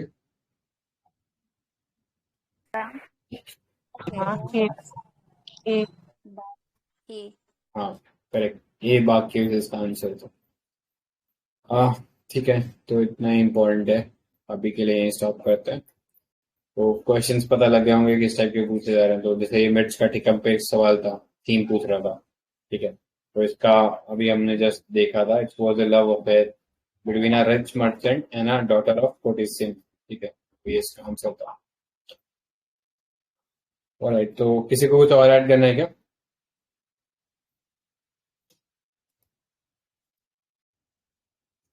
ऑलराइट, तो आज के लिए यहीं स्टॉप करते हैं।